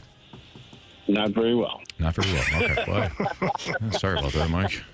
Alrighty. Hey, sometimes Carey's off his game. We'll find out. Yep. So Carey's walking now back in from the cone of silence. Carey, how was it, pal? Oh, it was great. Good. Was it Silent. extra silent? It was very silent. Okay. Did you get locked in or? I was just, on my phone scrolling, just chilling. Okay. All right, not a talker. I got it. Seriously. All right, football is your category today, Carey. Football. I love football. Do you? See, now he's all focused up on me. Pack lunch, buddy. There you go. So I was writing down some stuff here. Question 1. Who is the first non-quarterback taken in the 2024 NFL Draft? 2024. Who was the first non-quarterback taken in the 2024 Why would you NFL do this Draft? to me? So not this year, but last year. Oh man. I don't even know who the first pick was. Hell. Oh, okay. Jaden Daniels, Drake May. Who was the first one? Caleb Williams, Drake May, Jaden Daniels. I'm gonna need the options. Malik Neighbors, Marvin Harrison Jr., or Joe Alt? Ooh, well, it's not Marvin Harrison. Or is it? Damn it. They had a high pick. Oh, man. That's ridiculous. I think Malik. Ooh. I'm all thrown off. Marvin Harrison Jr. I think he was fourth and the first receiver taken before Joe Alt. Final answer. Marvin Harrison Jr. is what I said. Okay. You're welcome. Question 2. Josh Allen won MVP last year, but who came in second in voting? I feel like these are trick questions sometimes. Lamar Jackson. Final answer. Question number 3, CD. Can you tell us the coach who holds that record for most wins in NFL history? Is it still Don Shula? Gotta be. Most wins? Yes. Don Shula. Final answer. Okay. We're answering very quickly here. That scares A me. little bit reckless. Yep. Most people remember Don Shula from his years in Miami. But what team did he head coach before the Dolphins? Oh, man. I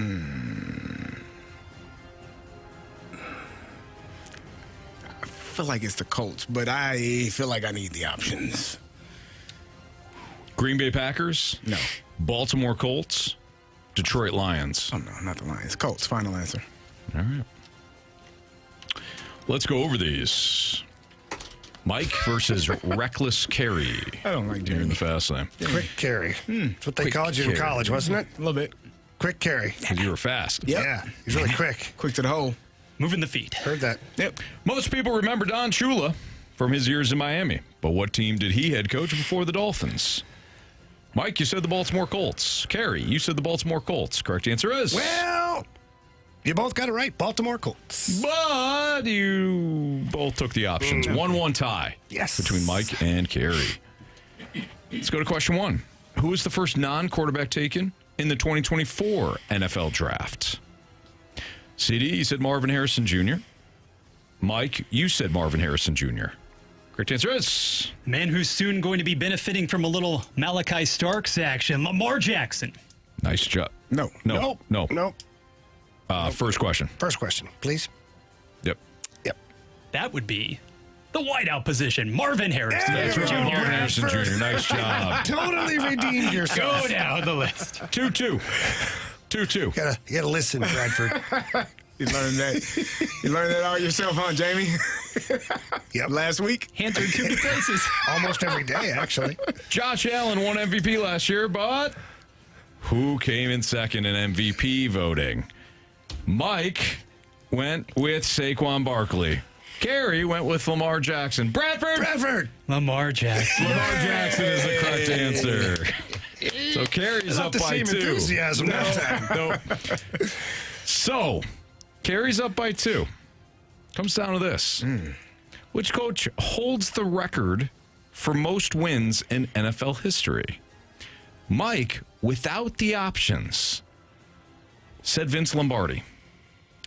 Carey, incredibly quick, didn't even think about the question, went with Don Shula. If it's Don Shula, Carey wins in a blowout.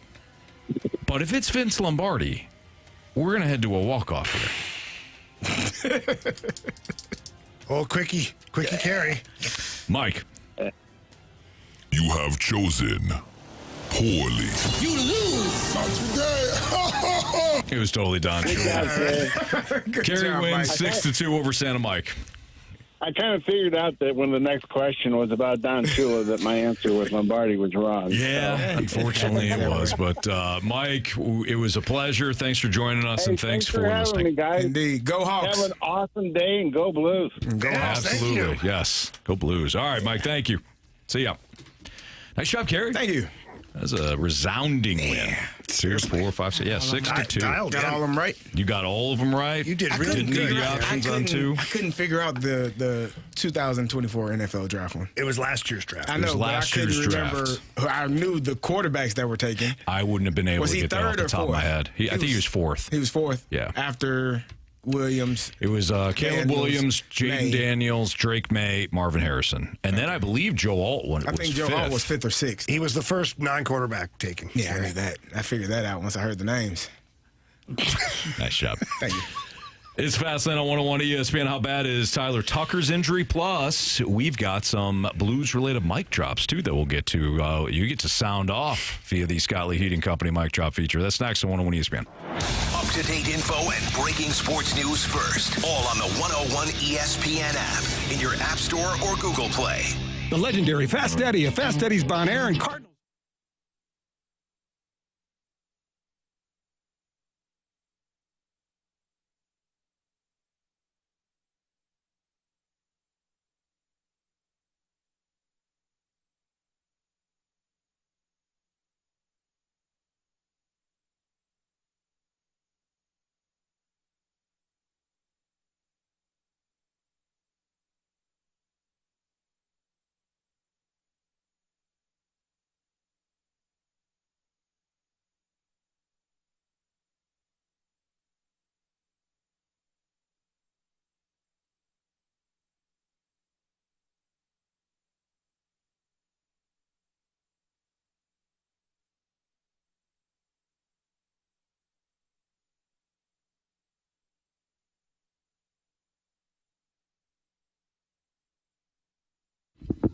So I was at my son's baseball tournament over the weekend, ran into a couple of friends, Scott and Leanne. Shout out to Scott and Leanne. And they were telling me that they recently called Green Envy because they had heard one of the spots. And they're like, look, Anthony's literally telling us to go with Green Envy. They were with somebody else at one point. They weren't happy with the service, and they decided to go with Green Envy. So then I sat there and talked their ear off for about 10 minutes about Green Envy. They're like, listen, Anthony, you already sold us before. We're going with them. I can't say enough great things about Green Envy. Their program has no hidden fees, no contract. When it comes to their ability to regrow grass in certain areas, well, they can't promise anything, of course, but when it comes to regrowing grass in certain areas, they did it for my house. They did it for neighbor Dave next door. They do such a great job, especially during the springtime. Now is the time to call them at 636-655-3689 because they will come out, they'll spray for weeds and everything else that you got going on, crabgrass. It's always a big problem around this time of year. They'll come out and they'll spray. If we get a lot of rain like we're getting right now throughout the month of April and the weeds just kind of overtake your lawn again, they'll come out at no extra cost and respray again because you're on their program because they're battling Mother Nature too. The bottom line is when it comes to Green Envy, all you have to do is mow, edge, and then take a step back and admire how green and healthy your lawn is. Give them a call. Tell them Stalter sent you. 636-655-3689, greenenvylawns.com.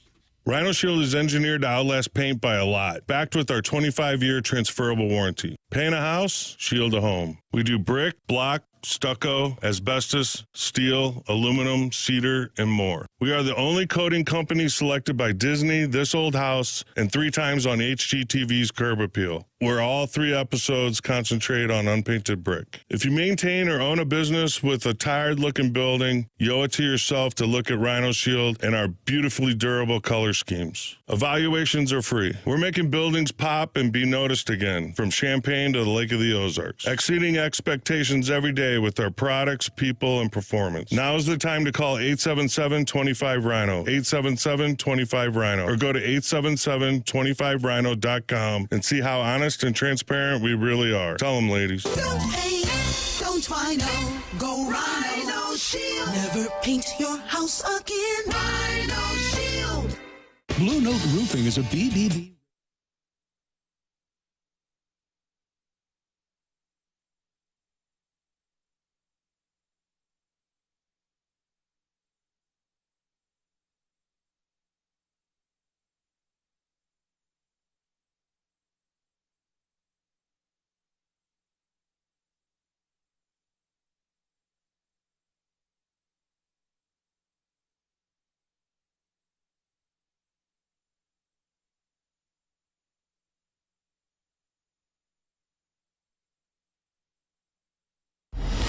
This is the Fast Lane, driven by Scrap Mart Metals Recycling on 101 ESPN.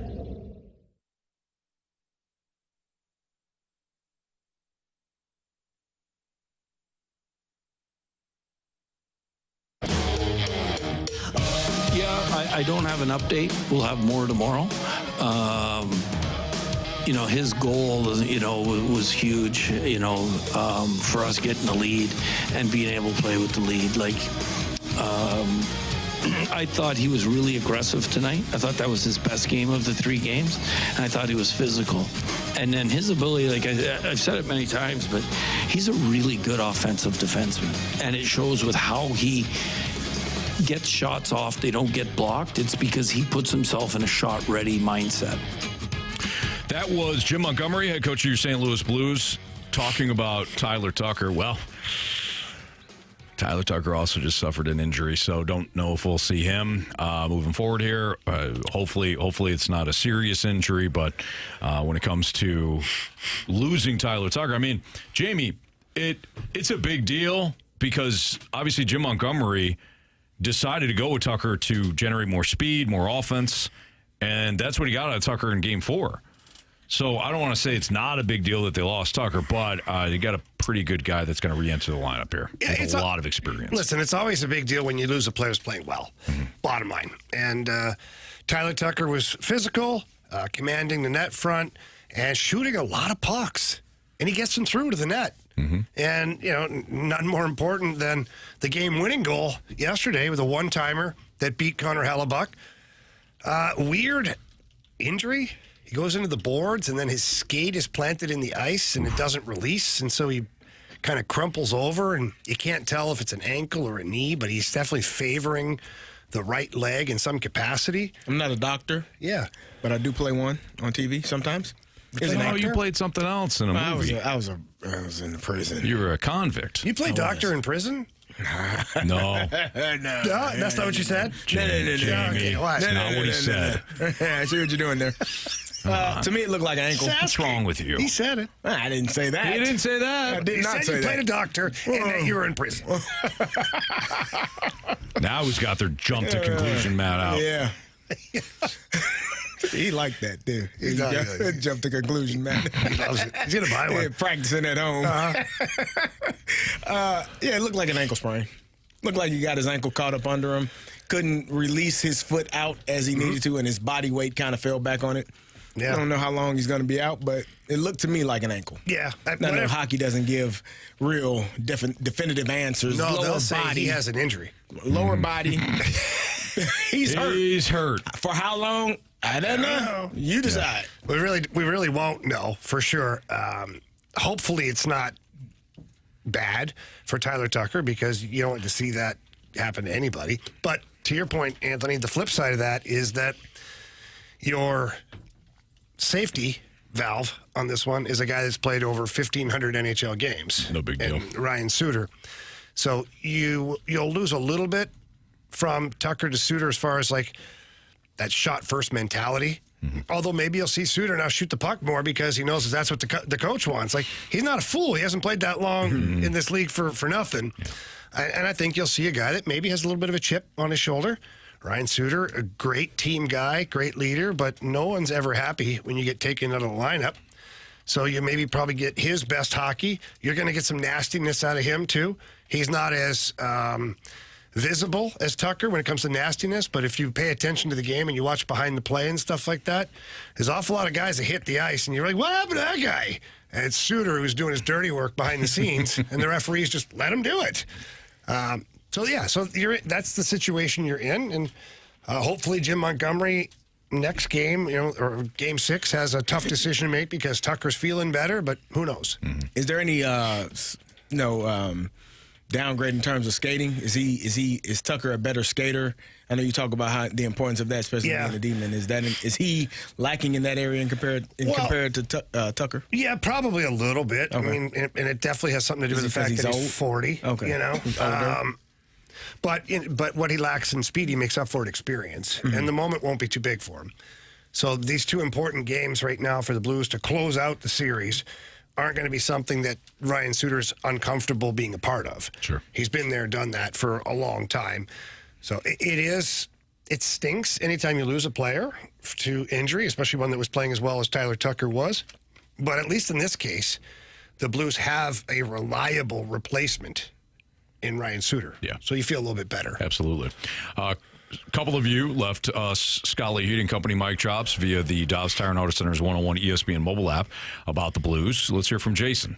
Want to bring some Hellebuck stuff in here. He hadn't talked to anybody at all, basically, in the news, right, since he got pulled in Game 3. He got pulled back-to-back games.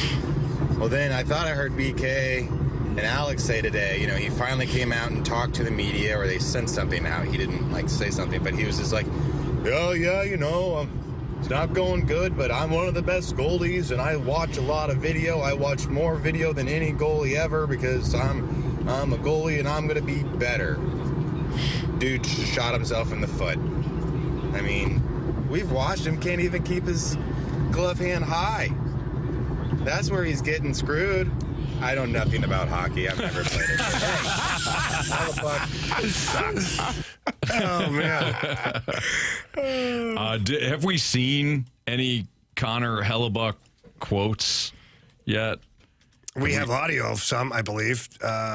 Maybe we do. I'd sent something to Bradford, and Bradford's wizardry maybe converted them to what we need so we can play them on the air here. Bradford, do we have those?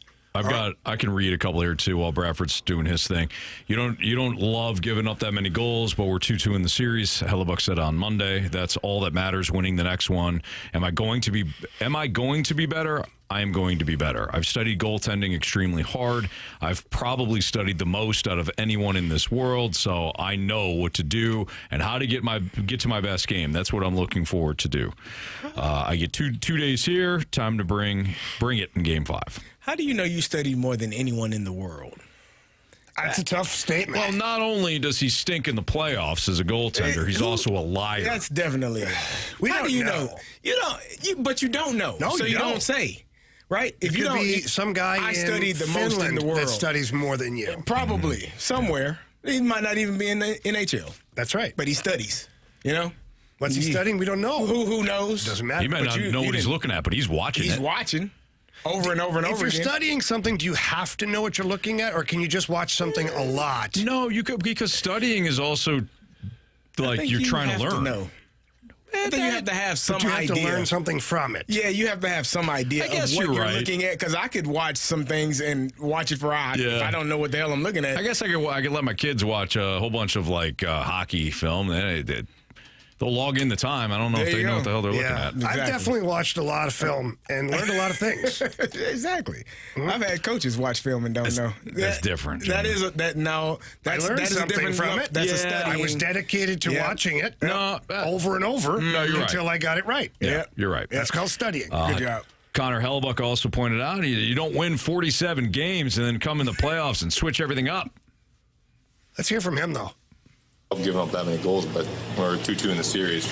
That's all that matters, winning the next one. Am I going to be better? I am going to be better. I've studied goaltending extremely hard. I've probably studied the most out of anyone in this world. So I know what to do and how to get my best game. So that's what I'm looking forward to do. And, I got to get 2 days here and, time to bring it in game. I'm going to push back. Because now that we know he actually Anyone in the world? So I'm going to push back. It was so much better. I'm so glad you found that. We played it. Because I've told you guys before, very near and dear psychopath to me in the hockey world is David Alexander, who is the Blues goaltending consultant, guru, coach. He's higher than just a goalie coach. Yeah. Now that guy, I guarantee, studies way more goaltending video than Connor Hellebuck. Because Connor Hellebuck studies his own film. Davey Alexander studies everybody's film and breaks down and like that. So I'm going to Dave. I'm going to tell Dave about this, and I think he might challenge Hellebuck to a fight based on the lies that he just heard. This is why we lost in the Four Nations. Right here, this guy. I told you. You blame him? You told us. you. Yeah, I blame him. He's going to be a problem, this guy. Jeez. Liar. That's ridiculous. It's on Canadian soil. I've studied more than anyone in the world. Well, why the hell you ain't stopping no pucks, man? He didn't even sound that. But, Carey, you sounded... I could study how to build a house for 47 million hours and not be able to do it. But, Carey, when you said that, you sounded like somewhat confident. He's like, I've studied goaltending extremely hard. Oh, probably more than anybody in the world. Probably. Like, I have many leather-bound books. Maybe. Right. Unbelievable. Rich mahogany. Let's let Ed have the final word here. Hanger said that the guy was in his suit after getting pulled, like within 6 minutes. What would have happened if the other goalie would have gotten hurt? How much time does he have to get his gear back on? How long does it take to get into NHL? Goalie gear? Yeah, goalie gear. I have played goalie at the NHL level, although it was in practice. It ain't quick.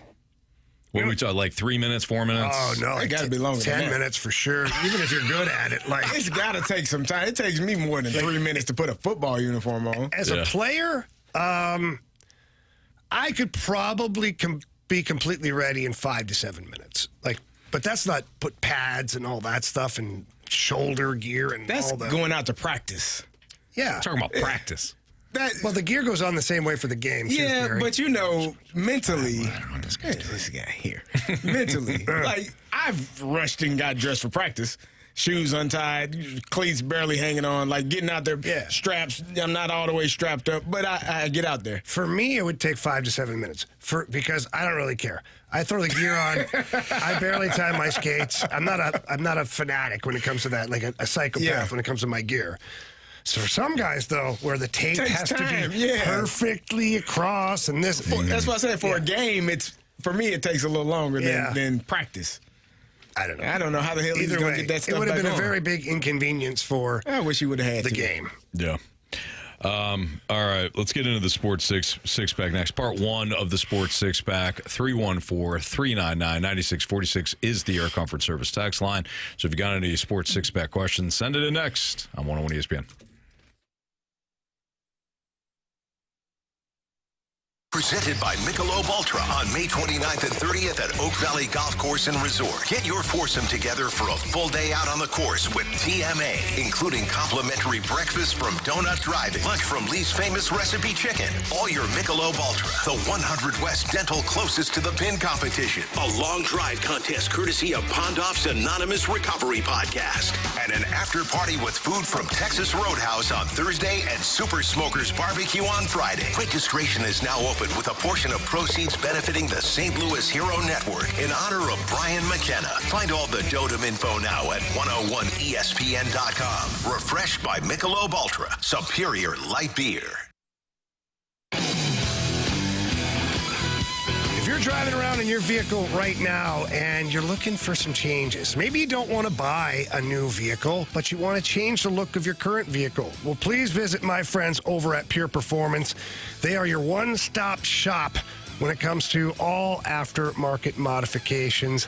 and they're unbelievable at what they do. So if you're driving around right now in a Jeep or a Bronco, we've seen these things accessorized. I mean, they can look so amazing, but that's not it. Head into the 25,000 square foot facility and check it out, because Pure Performance has accessories for your pickup truck, your SUV, any car, and even minivans. And all you have to do is walk in, ask for Shelby or Paul, tell them that Jamie Rivers sent you in, and they're going to guide you in the right direction. They're going to maximize your budget, and the technicians are going to do a phenomenal job. And when it comes to tires, Pure Performance has all tires for any year, make, model of vehicle out there. They've got tires for you. They even have tires now for your ATV, UTV, and of course, golf carts that are out there. So no reason not to get in there. They also have a full service garage. So even if you're not accessorizing anything, you want to tune up, brakes change, whatever it is, an oil change, they can do all of that for you, and they do it phenomenal job over there at Pure Performance. So please stop by and see them. If not, visit them online at pureperformance.com. That's pure, P-U-R, performance.com. This is a story of the one. As a maintenance specialist for university housing, he knows college students can major in wear and tear. Plus, housing so many students doesn't leave a lot of room to house all the supplies he needs. That's where Grainger comes in. With over 1 million industrial-grade products and fast, dependable delivery, Grainger carries the quality products he needs so he doesn't have to. From a new door hinge to a whole new faucet. Call, click Grainger.com, or just stop by. Grainger, for the ones who get it done.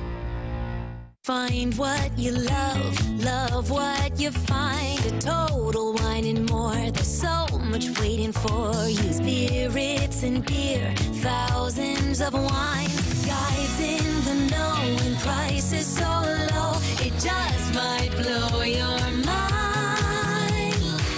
You're gonna find what you love and love what you find. With curbside pickup and delivery available, you'll always find what you love, only at Total Wine and More.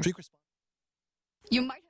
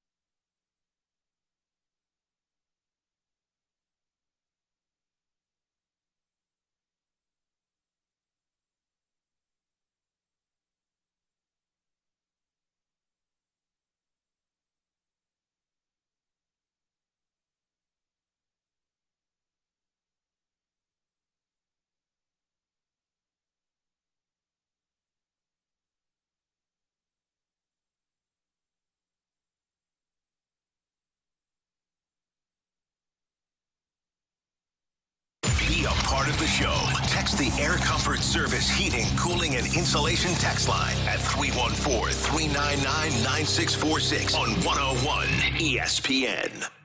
101 ESPN Sports Center. Closing in on first pitch in Cincinnati, I'm Bradford Bruns, and this SportsCenter update is driven by Johnny Londoff Chevrolet, plus Johnny Londoff Autoplex at 5:40 p.m. in the state of Ohio. Cincinnati beginning a 3-game set with the Cardinals. Tonight, St. Louis will send Andre Palante to the mound to butt heads with Nick Martinez. Earlier today, St. Louis making it official. A couple of roster moves. Thomas Saggese goes back down to Memphis. Jose Barrero is recalled in his place. Ryan Ludus is designated for assignment. A couple of games on the ice this evening not involving the note. Tampa Bay taking on Florida, with the Panthers currently owning a 2-1 edge in that matchup. Colorado-Dallas knotted at 2 games apiece. This SportsCenter update was driven by Johnny Londoff Chevrolet and Johnny Londoff Autoplex. See them at londoff.com. Chevy, together we drive. Are you kidding me? 2 pros and 1 average show. You're listening to The Fast Lane on 101 ESPN, driven by Scrap Mart Metals Recycling. I have a question. It's time for The Fast Lane to answer your sports questions. I want to ask you a bunch of questions, and I want to have them answered immediately. Asking me all these weird questions. Answer the question. Answer the question. Answer me! The Sports Six-Pack is refreshed by the Finnish Long Drink, Finland's best-kept secret. A sparkling citrus beverage made with real liquor. Visit thelongdrink.com. It's a Fast Lane on 101 ESPN. Carey Davis decided to charge his phone here in the studios, which is no problem, except for he unplugged Jamie's phone and then hid the cord to make it look like Jamie's phone was still plugged in when it was not. That phone for over an hour. I keep plugging the phone back in, too. Wondering why it's not charging. I'm not even mad. I respect the game. Anyways, Bradford Bruns is here. He's pinch hitting for our guy Marsh today, and he's got question 1 for the Sports Six-Pack. Question number 1. The appropriately named Thrill Fan 22, guys. He poses the question, what is your favorite memory? What is your favorite late season acquisition that Walt Jocketty ever made for the Cardinals? Ooh. Well, I think one of my favorite acquisitions was just was Chris Carpenter, just because I was always a massive fan of Chris Carpenter, both on the field and off. I thought he kind of embodied what the Cardinals were all about when it came to playing the the Cardinal way. So I gotta go with Carp. Was Lance Berkman Walt Jocketty, or was that? That was Mo, and we don't give credit to Mo. No, we're not allowed to. Well, I wasn't sure if that was. Yeah. All right. No. Well, Lance would have been mine, but Scott Rowland. When did he get Jim Jimmy? Edmonds. Yeah, I was going to say Jimmy Ballgame for Daryl me. Kyle. That's pretty good, too. The trade for Adam Wainwright. I would go with Jimmy Ballgame. There we go. Jimmy Edmonds was a great one. Why don't you take Scott Rowland? Well, you can't tell him what to take. He can take whatever he wants. I like he was trying to take Lance Berkman. Well, you said Jim Edmonds. No, I said He likes Jim Edmonds. Okay. And you're forcing him to take somebody else. Bradford. You know who else was a sneaky play? Maybe not on the level of Chris Carpenter. Woody Williams. For real. Woodrow Williams, yeah. Deep Okay. dive. Mm-hmm. I like that. I like that. It was creative and almost original, at least for the room. Almost original. Woodrow Wilson. Pitcher. President. Why don't we just all go with Jimmy Ballgame? Well, why don't we just let Anthony pick for all of us then? Yeah. Clearly. Clearly. Well, I know you think you will.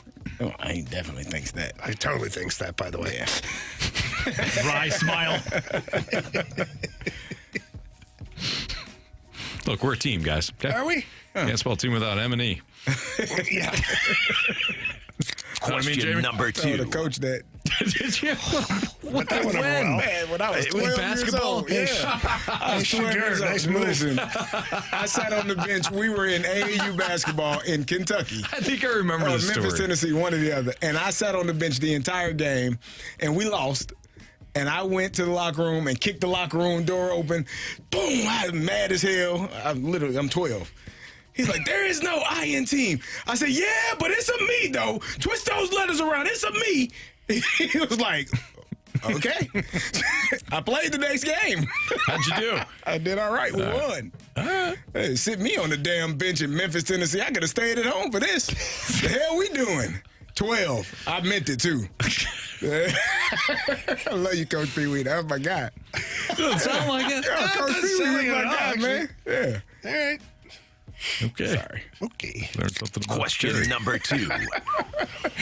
All right, guys, to the ice. Jamie from the 314. In the event that it really goes south, I'm not sure if it can proceed any farther south for Hellebuck, and he must be pulled from the next game, or maybe even doesn't start a potential game 6. What adjustments would the Blues have to make to tackle Comrie? Nothing. If you're doing what you're doing and Hellebuck's being chased out of the net, then whatever Comrie's bringing to the table, I'm not worried. It's not that he can't play good. It's not that he's not a good goaltender. But if you're chasing the best goalie in the game, at least regular season-wise, then just do what you're doing. Yeah. I don't think there's any adjustments. In fact, I'd probably say even more volume to the net on that guy. Question number 3. All right, let's go back to the gridiron next season, guys, for Missouri, taking aim of its third consecutive 10-win season. What is the biggest area that the team still needs to address, given different guys who were selected along the offensive line and losing Luther Burden III? What's your biggest question mark? Well, they didn't have a downfield passing game a year ago, and then they just lost Luther Burden. So, we talked about it on Friday, and we said he'll probably go to a team that doesn't necessarily need a receiver, because that's just mind blowing. That's just kind of how it works out, and of course he does. He goes to the Bears. I love that pick, actually. I'm good with it, but it was just I wouldn't have circled them. Sure. Given what they already had in DJ Moore and Rome Odunze. Now they have Rome Odunze. Loveland. Yeah, Loveland first off the board. It was surprising to me. Oh, okay. But nonetheless, my biggest question about Mizzou is the downfield passing attack. That really did them in, among other things, offensively last year. Oh, yeah. I mean, you got to a spot where you're like, teams were not worried, even with Burden, that Mizzou was going to take the top off the defense at all. So the running game was fine. Quarterback play, though, wasn't necessarily great, and I think it was because of the lack of downfield threats. It's going to be what you do at quarterback. I mean, you lose your starting quarterback who's been there for 3 years and did a really good job. It's going to be how do you replace Brady Cook at quarterback? Same situation you had last year, 2 years ago when Cody Schrader left. You knew how important he was to that offense. You saw it take a step back a little bit, even though you got similar production from two guys. It wasn't what Cody Schrader did. This is going to be even more because your quarterback is leaving. He just got signed. Where did he go? Do you remember? He went to the Jets. To the Jets. A la Mimbu. Yeah. And I'm not trying to diminish the losses at all of Armand Mimbu or even Bryant, who was a surprise pick, actually, by the Patriots in round number 7. Good for him. But you are returning a lot in the way of continuity up front. The running game has the potential, guys, to actually be great. You may have one of the best dudes in the nation at that position in Ahmad Hardy if they give him those significant carries. But I'm with you as well, Carey, because if you consider really the progression and the evolution of the quarterback position, what is your identity going to be? With whom is Kirby Moore going to side? Because you have two different sides of the coin here. Sam Horn, if he's healthy, he's the guy who could sling it even a couple of years ago and lost out to Brady Cook in that competition. Still rehabbing, coming back from the Tommy John. Or do you put all of your eggs in that basket of Bo Perbula? Because in all likelihood, you're paying him a pretty handsome penny to come in from Penn State. He's the dual threat guy. Is he going to fit exactly what you want to do on offense? That's Bradford Bruns filling in for Andrew Marsh, Carey Davis, Jamie Rivers, I'm Anthony Stalter. You can tee off with the morning after at the Return of the Dotem Golf Tournament presented by Michelob Ultra. May 29th and 30th at Oak Valley Golf Course and Resort. Get your foursome together for a full day out on the course with Team A, including complimentary breakfast from Donut Drive-In, lunch from Lee's Famous Recipe Chicken, all your Michelob Ultra, the 100 West Dental closest to the pin competition, a long drive contest courtesy of Pondov's Anonymous Recovery Podcast, and an after party with food from Texas Roadhouse Roadhouse on Thursday and Super Smokers Barbecue on Friday. Registration is now open with a portion of proceeds benefiting the St. Louis Hero Network in honor of Brian McKenna. Find all the Dotem info now at 101ESPN.com. Part 2 of our Sports Six-Pack is next. 314-399-9646 is the Air Comfort Service text line. Keep those questions coming in. Again, part 2 is next. Major League Baseball is back on ESPN. Saturday, Cardinals and Mets. Pre-game at 12:30. First pitch at 1:15. The MLB plays on 101 ESPN. Circa Sports Illinois. Sports betting at your fingertips, the way it should be.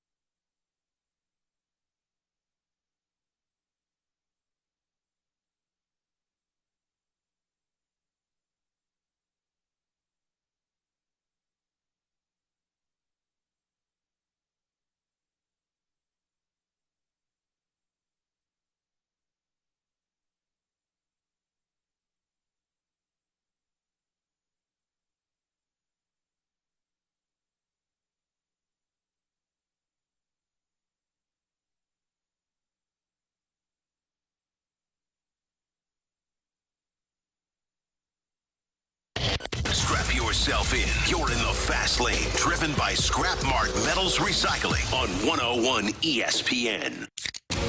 question. It's time for the Fast Lane to answer your sports questions. I want to ask you a bunch of questions. And I want to have them answered immediately. Asking me all these weird questions. Answer the question. Answer the question. Answer me! The Sports Six-Pack is refreshed by the Finnish Long Drink, Finland's best-kept secret. A sparkling citrus beverage made with real liquor. Visit thelongdrink.com. It's a Fast Lane on 101 ESPN. Carey Davis, Jamie Rivers, Anthony Stalter, and here is Bradford Bruns with question 4 for part 2 of the Sports Six-Pack. Question number 4.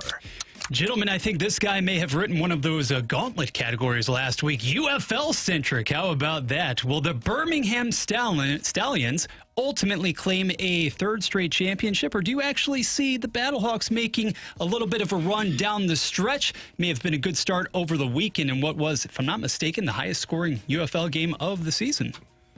Yeah, we're going Battlehawks here.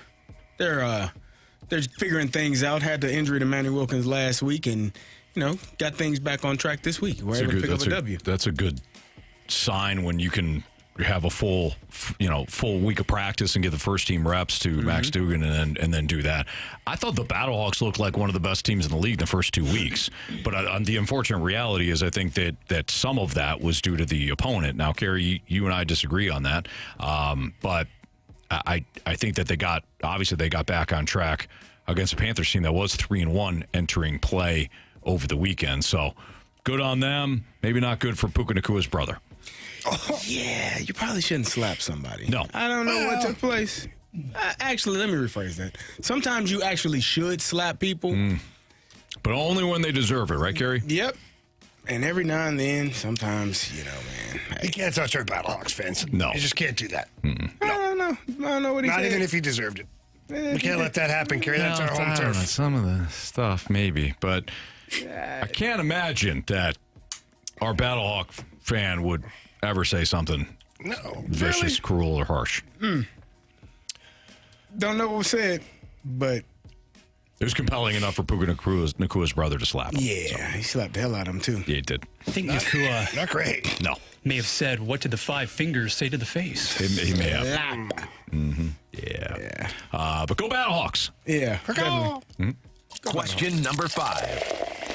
From the 636, Carey wants you to weigh in on this one first. So a couple of rather significant injuries in the NBA playoffs. Jimmy Butler may indeed return for game number 4, Warriors, Rockets. We know that Damian Lillard, Dame time, that's not going to happen for him. Apparently tore his Achilles the other night against Indiana. So which of these two stars has more left in the tank for the remainder of their respective careers? Butler or Lillard? That's a good question. I mean, Dame Lillard is a top 75 player of all time. He is a great. I don't know. Going to Milwaukee hasn't worked out the way that I thought that they thought it would. It's kind of been. Now there's talks that Giannis may leave after they lose this series, which looks like it's evident they will lose. Jimmy Butler feels like the perfect fit for the Warriors. And he's a guy that has taken a team to the finals, a Miami team that he really carried on his back. Call him playoff Jimmy. He's been outstanding. Got hurt a couple of nights ago and missed the last game, but he's supposed to be playing tonight. Jimmy Butler is different than any player that he just does whatever is required to win. And so I think playing with Steph and playing with Draymond and playing in that Warriors organization, I would probably say that he has more left because the injury to Dame Lillard, if it is a torn Achilles, he's gonna probably miss all of next season because of the recovery time.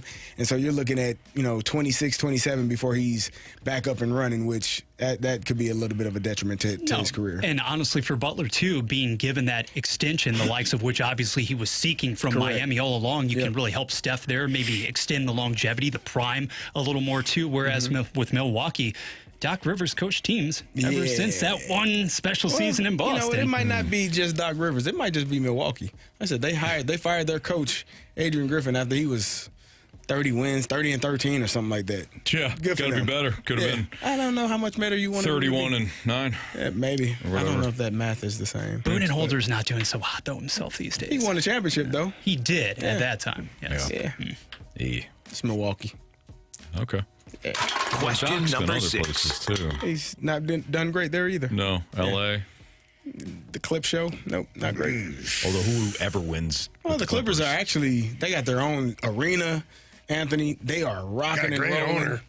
He's crazy, absolutely but he's a nuts. great owner. He's crazy over there. He is crazy. He loves his team. Way better than the previous one. I mean, by really? Now that guy was crazy, but in a much different horrible way. He was a horrible person. Not great. Is he? Oh, never mind. Is he still around? Yeah, I was like, I don't know, Carey. Is he still with us? Probably. I don't know. On Earth?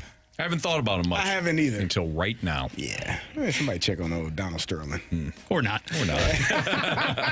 Guys, we'll finish up by taking it back to the ice. If there's one area right now that you're going to zero in on and say perhaps the Blues could improve from the 6-3-6, would it be cleaning up some of the D-zone exits, specifically from Mr. Falk? Oh, no, I'm not going to single out Justin Falk. No. I will single out the team overall, though, that it got a little sloppy around the blue line at times. Just some turnovers that had them hemmed in their own end a little bit too long. And it's never always just one guy. Sometimes it can be a bad pass to a guy, and that guy makes a bad play from there. Or it's a good pass to somebody who tries to overthink it and gets the puck stolen from them.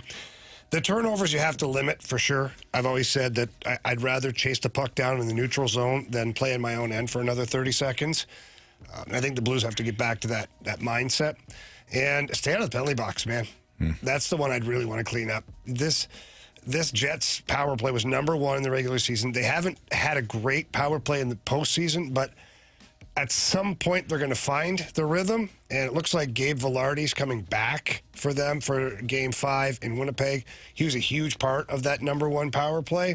So let's not give them that opportunity as much, please. That's Jamie Rivers, and let's continue with the Blues conversation here. The Blues dismantled the Jets in back-to-back home games. So what can we expect when it comes to for Winnipeg and their adjustments? We'll get into that next on 101 ESPN. WXOS HD1 East St. Louis. 101 ESPN is driven by Auto Centers Nissan, home of the lifetime warranty and 30-day return.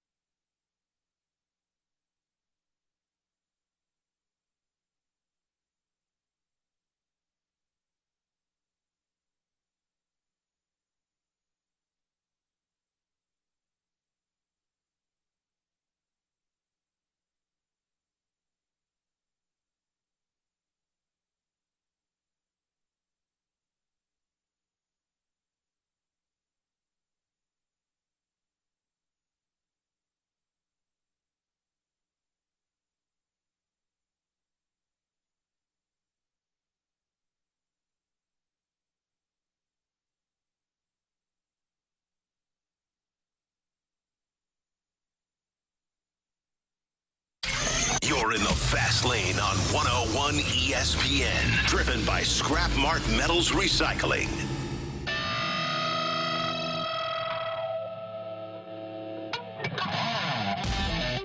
When you can get that many points from individual different, it's not just Cam Fowler getting 5 points. It's 5 out of the 6 defensemen getting points. So they're all contributing. And when you get that happening, and you've already got a good offensive group of forwards, it makes it very difficult. And I mean, let's face it. In Game 1, Winnipeg scored with less than 5 minutes to go to take the lead. Game 2 was overtime. Game 3 was a pretty big beatdown. Game 4 was a beatdown. So St. Louis is getting better. Winnipeg is sort of, I wouldn't say regressing, but not getting better.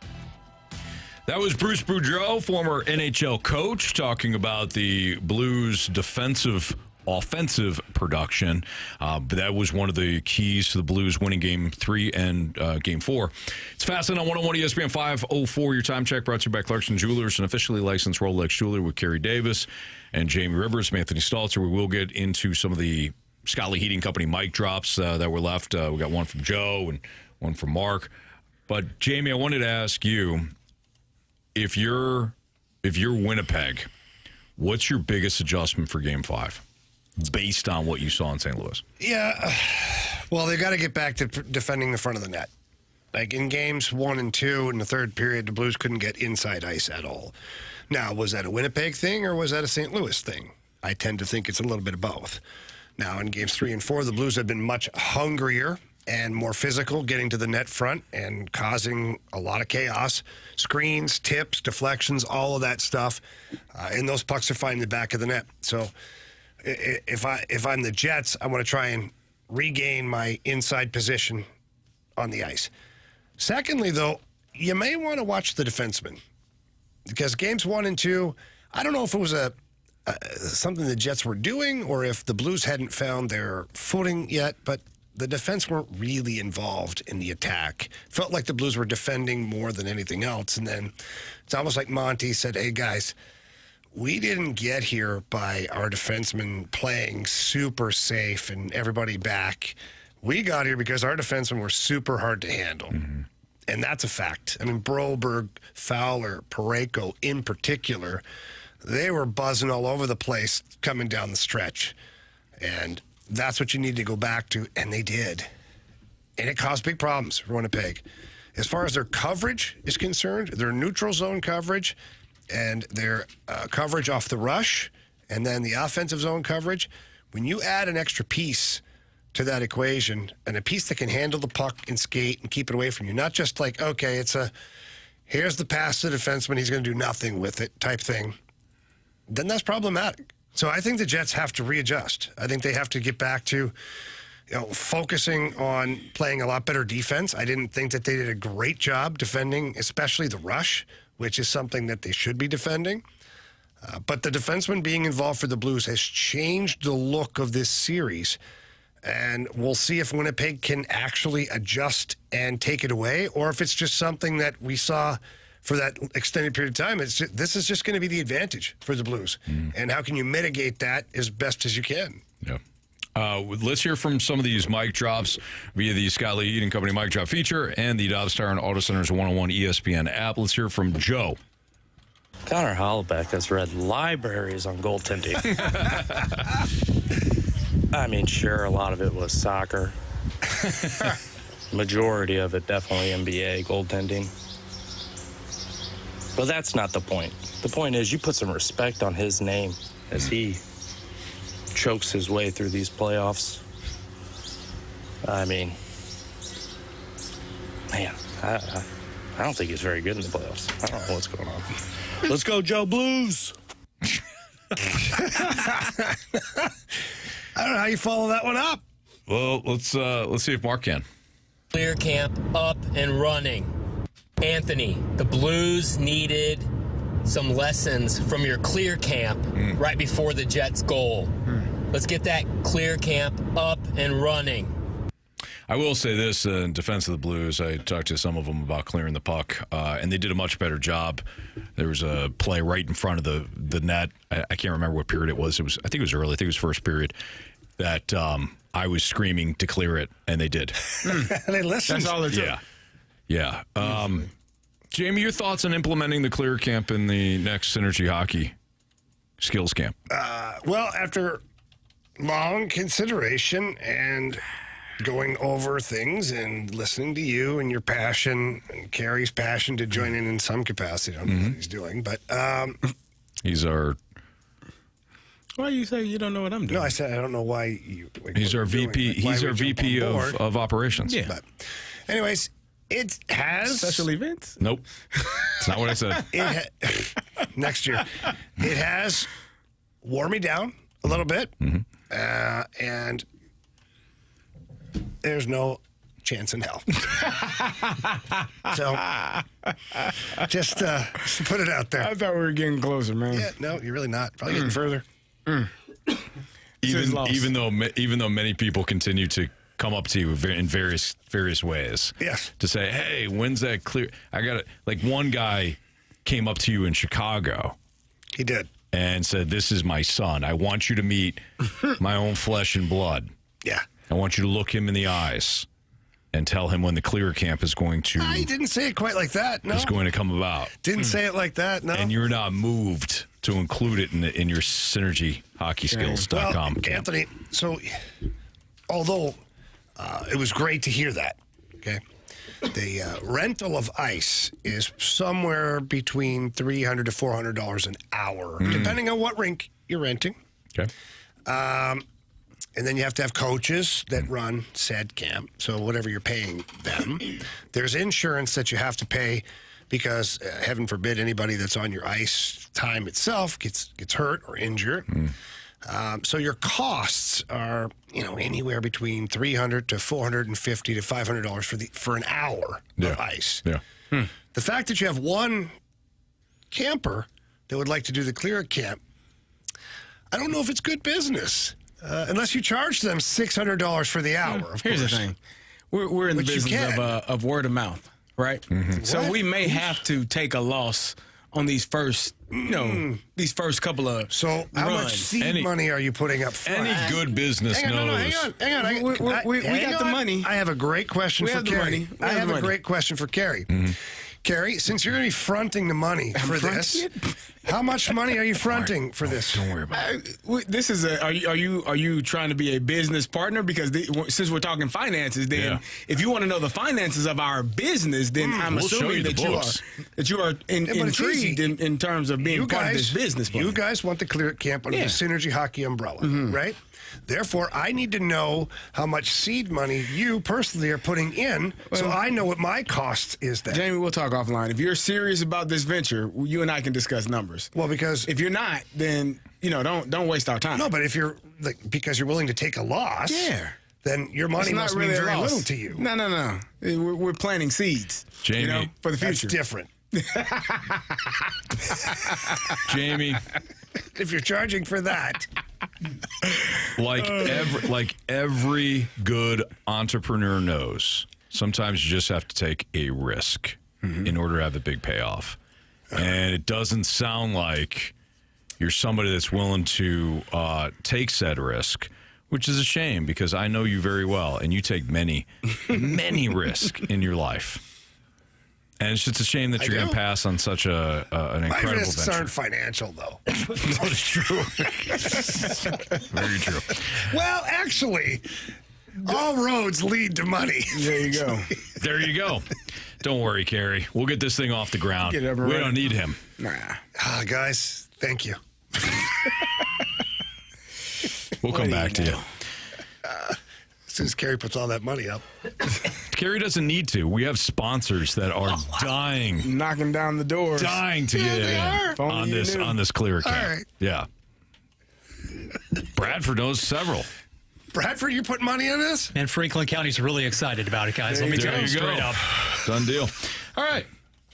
It's Fastlane on 101 ESPN. You can join me and the 101 ESPN Street Team this Friday for a Game 6 watch party at Cafe Telegraph. Come grab some drinks, delicious food, enjoy the Blues game on all their big screens. Also, you can register to win a 101 ESPN giveaways. That's this Friday at Cafe Telegraph, located at 2650 Telegraph Road in South County. Learn more about our Game 6 Blues watch party with me, Anthony Stalter, at 101ESPN.com, where we will discuss the cleared camp and any sponsorship opportunities that you may want to participate in. But that's after the watch party, okay? This is separate. Yep. I'm there for 101 ESPN, and the clear camp can be discussed later. Be careful what you attach to things, Anthony. You know, you took control of that meeting one day. I did. FCC meeting.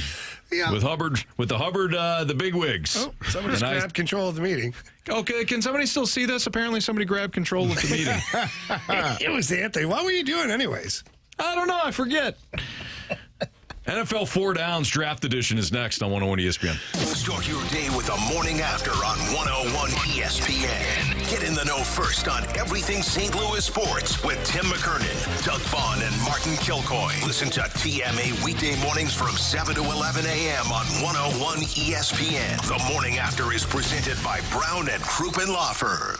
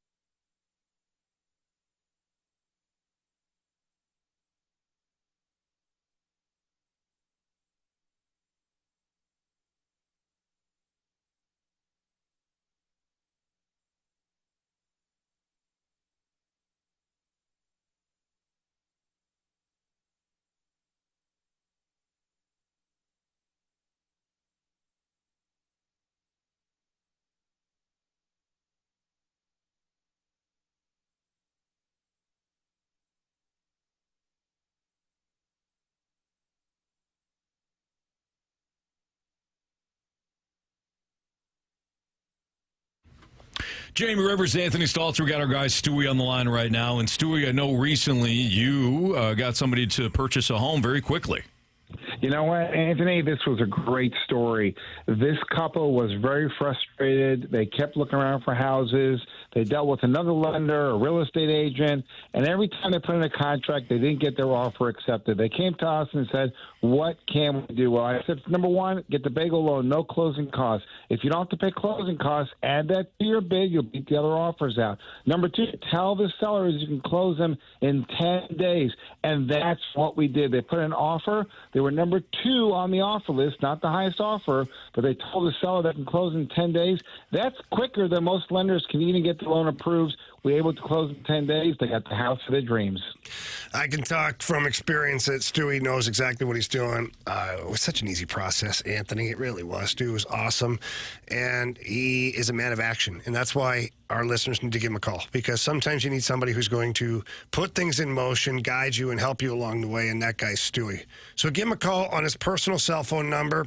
That number is 314-324-4440. Again, that number is 314-324-4440. Call him, text him, day, night, weekend. You know the routine. Stewie's going to answer that phone. He's going to take great care of you, and let him know that you heard him talking on 101 ESPN.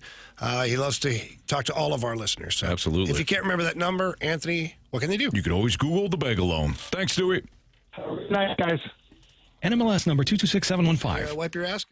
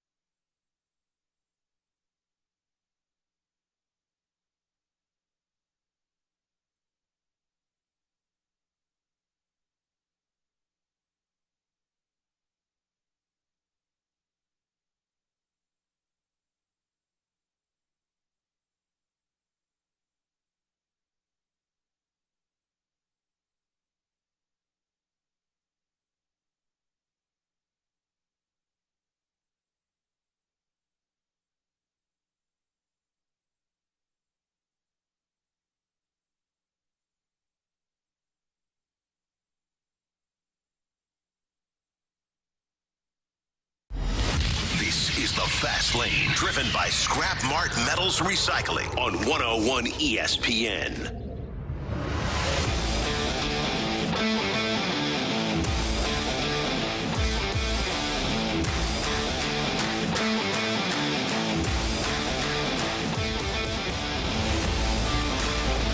All right, time for the NFL 4 Downs Draft Edition here in the Fast Lane on 101 ESPN with Carey Davis, Jamie Rivers, and Anthony Stalter. Fire away, Bradford. First down. All right, guys, get ready for a lot of quarterback-centric talk here. We know, Carey, that Pittsburgh largely stood pat over the weekend in the NFL draft at that position, but still, Will Howard of OSU, selected in the 6th round, if I'm not mistaken, joins a bang-up room that includes Skylar Thompson as well as Mason Rudolph. Are we really still waiting on Aaron Rodgers? It looks like it. Will Howard did say at one point in the draft process he was the best quarterback in the draft. Yeah, so, he thinks that. Well, I mean, confidence is a wonderful thing, Anthony. I told you when I played, I used to feel like I was the best player on the field, and I played with Hall of Famers, and I'm not. So clearly, you can fool yourself into believing anything, and it worked. So hopefully, I think I don't know, man. Mason Rudolph scares the hell out of me at quarterback. Why? Skylar Thompson, I don't need to see him play quarterback. Not for the Steelers. He's probably a good guy. He's probably a good guy. I don't know that he helps you win games. You don't have to do that. He's not a good quarterback. I don't know. He might be a good guy. He might be a good guy. Yeah, I'm sure he's a great guy. Sure. Yeah. Good team guy. That, but at this point, I would rather see Will Howard than either of those two. I've seen Mason. I've seen Skylar. I've seen Will Howard win a national championship. And he had a really good team around him. So, yeah, I would go with Will now. You're going to have to sign Aaron Rodgers or, and I'm not kidding, make a deal with the Falcons for Kirk Cousins. You know they're not going. We're not doing that. Or you talk to Cleveland. They got a lot of QBs available. We're not doing that. Could have had any one of those guys. Could have. Any one of them. Better to trade he for actually had one of them. And you let him cannot go into the season with Mason Rudolph. Yeah, that's why they drafted Will Howard. They're going to sign Rodgers or trade for Cousins. They're not going to trade for Kirk Cousins. Nope. Then they'll sign Rodgers. There's nothing that Kirk Cousins provides at this point of his career, in my opinion, that would warrant you signing him, even if the Falcons take 80-90% of the salary. And they just did this. They just went through this with Russell Wilson. Denver was paying the majority of his salary. They had Justin Fields and Russell on the roster. And they just did this. They just went down this road. So for me, I don't know why they didn't go. I don't know why they didn't draft a quarterback. I don't know why they didn't draft Jackson Dart at 21 before the Giants were able to come back into the draft. I don't know why they didn't draft Shedeur even in the second. Well, they didn't have a second round pick in the 3rd round when they had an opportunity. I don't know why. I don't know. Maybe they saw something. Maybe they didn't believe that Shedeur is of that talent. But it would be really bad, and I mean really, really bad, to have missed out on Lamar Jackson, who you could have drafted the year he was drafted. He's a 2-time MVP. And then if Shedeur is the starting quarterback for the Browns and he goes on to be a really good quarterback, to miss out on 2 quarterbacks that are in your division and they're beating the hell out of you, that's on you, man, if that happens. Second down. Somebody say Lamar Jackson again? Oh, wait, that was me. Speaking of... I get it. Going back to the Gauntlet. Yeah, it's callback. That's what we do here. Speaking of QBs, New Orleans did not go in that direction at number 9 overall, but instead did actually make a play for one of Louisville's finest in round number 2. Whether you call him Show, Slow, Slough, Tyler, he is. What exactly does Kellen Moore see in the Louisville product to be able to somewhat stabilize that offense? I don't know. Is perhaps the status of Carr a little more positive than we may envision? Because that was a very curious selection to me. Yeah, Tyler Show, I don't know. I don't have an answer for you if I'm being honest. There's a video going around of him throwing a terrible pass at the combine. Is that the one where he went sideways on it? I don't know why he was moving. I don't know. The timing can be off with receivers that you don't know. I don't know what that was. That's not the egregious. That was a crazy leg kick, too. Like, what are we doing? That's not the bad one, though. There's another play where he's being chased out of the pocket, and he just underhand tosses it to the defender, and he picks it off. Like, that to me is more egregious than a combine pass where I don't know why he was moving. That was really bad. That one was worse. And again, it's one clip. It's two clips. I haven't watched Tyler Show play. I know his injury history. I know he's an older quarterback. I know he spent 7 years in college. And I guess that's going to be the new norm now, where guys are going to be 24, 25, 26 years old getting drafted because of the transfer portal. And I think you're still dealing with some of the COVID years that players have. I think eventually that's going to run out. But there are a lot of older players that are getting drafted. I don't know. I mean, he has a lot of injuries. They're screwed. The Saints are screwed. I try to be positive, man. Like, I hope every one of these young men that got drafted have a successful career. All pro, Hall of Fame status. How many actually do? Oh, kumbaya. Not a lot, Anthony. Not a lot. That's why you go with the high ceiling guys. Usually those guys pan out. I think the Saints are going to be terrible this year. You don't like Spencer Confidential? No. No, not one bit. Spencer Rattler? Not one bit. You like him, and the other guy, who we can't ever remember his name. The player that they got from the stands that night in Kansas City. Having the time of his life. Hafner. Yeah. What could possibly go wrong? You have AK-47 nearing the end. I would say his prime has long since passed. You have Olave, injury concerns about him. What could go wrong? Seriously. Right. Yeah, you got major issues. And Kellen Moore, while the flavor of the month because he coordinated an Eagles offense that was absolutely loaded, let's not forget that was his third or fourth team. Yeah, he kept bouncing around. Yeah. I know, like Dallas, he was the wonderkind there in Dallas for a second. Where did he get fired? He got fired from somewhere after. He went to L.A.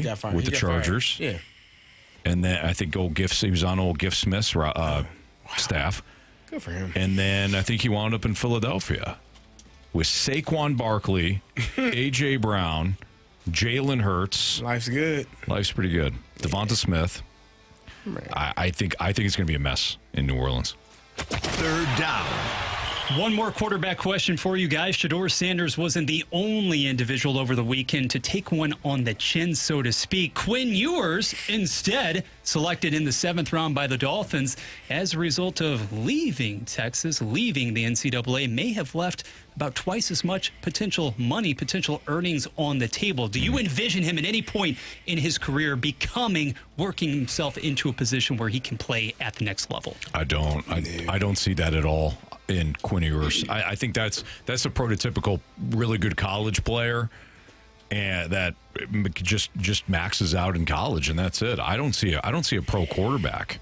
He was a potential first-round pick going into the season had he been able to come out the year before. Like, they were talking about him maybe being the first quarterback taken, and he did fall. He had an opportunity, I think, to transfer and probably some NIL money on the table. And sometimes people get bad advice, man. Mm-hmm. Like, you get excited about the opportunity to play in the NFL. I think when we were in college, it was probably more exciting because you knew I could go get paid. Whereas now in college, you can be more patient. Like, if you're a projected first-round pick, for sure, go.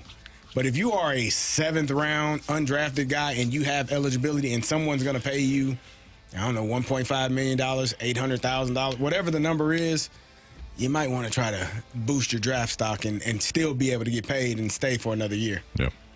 4th down. And another guy who was perceived as all but a guaranteed first-rounder before the 2024 season, Luther Burden III. We talked about it a bit earlier in the show. Taken on Friday night, pick number 39 by the Chicago Bears. Ben Johnson likes his offensive toys, of which he has quite a few now in the Windy City. So what are some realistic expectations for Burden in year one this fall? I think they're pretty low, and it's got nothing to do with Burden.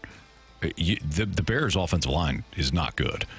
We saw this last year. I was surprised. I really was surprised that they went Loveland in round one. Yeah. And then, decided to go with kind of another toy. Didn't they take a running back too? A little bit later on. Ben Johnson knows what he's doing, clearly. But they have that O-line is not Detroit's offensive line. I think Caleb Williams is going to spend a lot of time running for his life again, which of course impacts guys like DJ Moore and Rome Odunze and now Loveland and, Luther Burden. I wouldn't have high expectations for Burden in year one. So the Bears did do a lot in free agency. They upgraded the interior offensive line. They got 2 guards in the center, so that was there. And then they drafted Darnell Wright a couple of years ago.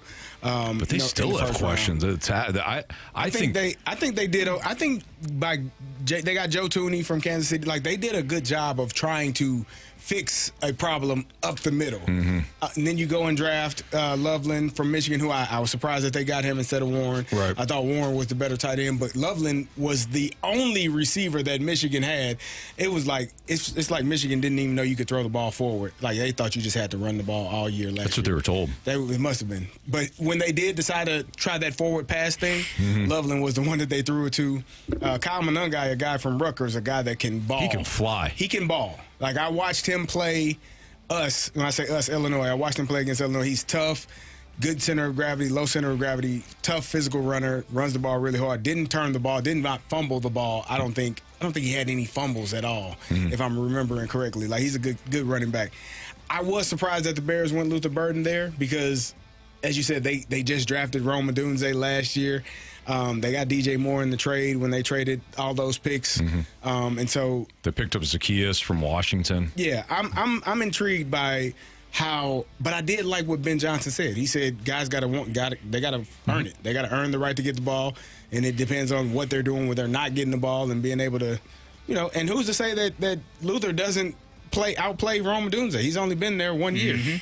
He might be an upgrade at that position. More speed, more power, kind of a guy that can get the ball in short spaces and do some things with it. So and we'll see. Honestly, what are you looking to do with Kmet now as well? I understand he's not a superstar, but he was a viable threat, especially underneath for Williams toward the tail end of 2024. Can you utilize both? I think they will. I think he'll be the blocking tight end, and you'll be. Hey man, this is life. I told you, when they draft a guy in your position in the first round, the writing is on the wall. You're done. Yeah. Your best opportunity is to block the hell out of people, catch passes when they throw it to you. But I don't know if they're going to use much two tight end sets. We'll see. It's going to be intriguing to watch. It'll be interesting. Yeah. And you do bring up good points about the O-line. And Drew Dahlman missed a lot of time last year. He was their big free agent acquisition. He's at center.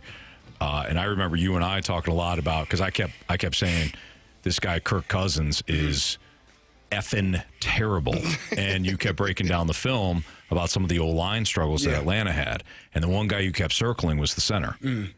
That's Drew Dahlman. Do you remember that? I do remember that. Like, this center, what the I think you said what the fast lane is this center doing? That was him. So we'll see. Good luck. Yeah, I think Caleb Williams will be running for his life, and he's not decapitated. We'll see if he can find any of his receivers. Right, Jamie? Oh, yes. It's going to be fun. It's Fastlane on 101 ESPN. Beat the streak and bet the board. Dynamite dropping money. Beat the streak, bet the board next on 101 ESPN.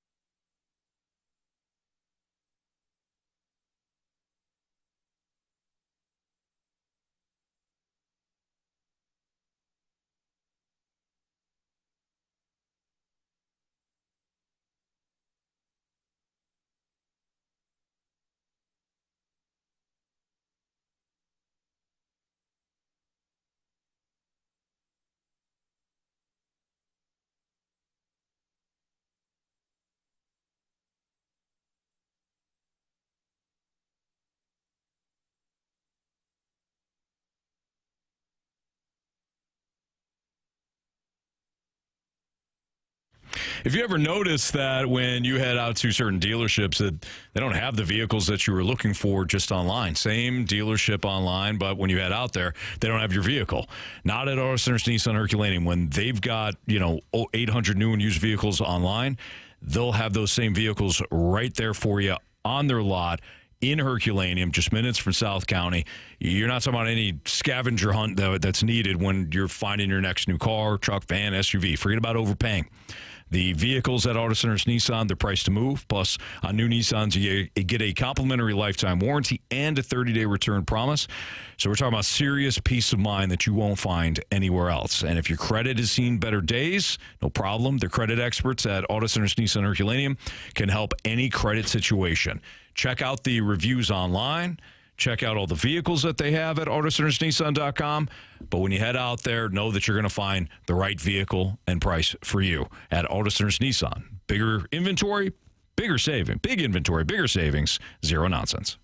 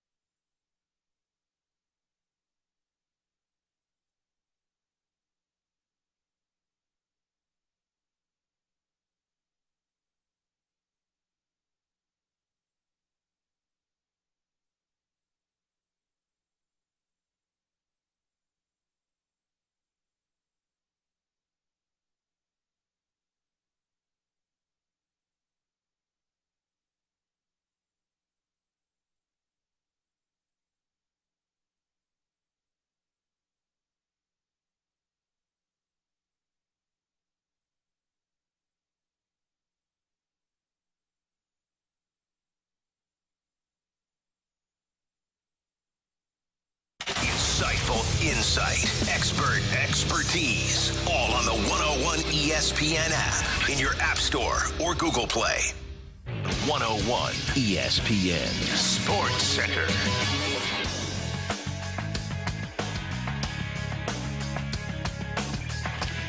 Cards and Reds ready to square off in Cincy. I'm Bradford Bruns, and this SportsCenter update is brought to you by Saliga Heating and Cooling. Mere minutes from now, the Cardinals opening up a 3-game set against the Reds on the road. Yesterday falling, of course, by the final of 7-1 to Milwaukee. However, St. Louis did take 2 of 3 in that particular series, and we'll turn to Andre Palante this evening. He will be opposed on the bump by none other than Nick Martinez. Hockey this evening, a pair of contests, first-round style in the Western Conference as well as the Eastern Conference. Out west, it's Colorado and Dallas in game number 5, series tied at 2 games apiece. In the East, Tampa Bay and Florida, with the Panthers leading that one, currently a 2-1 advantage. St. Louis back on the ice Wednesday in Winnipeg. Your home for all of the action, beginning with a puck drop at 8:30 is 101 ESPN. The Sports Center update has been brought to you by Saliga Heating and Cooling, a Daikin heating and air conditioning dealer. You're listening to The Fast Lane on 101 ESPN, driven by Scrap Mart Metals Recycling. We're good, streaking! I want to hit baseballs. All of my successes depend on me. You ready to hit? The hits just keep on coming. And his first big league hit is a bullet up the middle. Time for Beat the Streak here in the Fast Lane on 101 ESPN. Bradford Bronze, Carey Davis, Jamie Rivers, I'm Anthony Stalter. And we welcome back listener Andy for Beat the Streak. What's up, Andy? Hey, doing all right. Hopefully, you guys, this weekend was pretty good. Yeah, heck yeah, man. Especially yesterday with the Blues picking up the big victory. Hope your weekend was good as well. Yeah, for sure.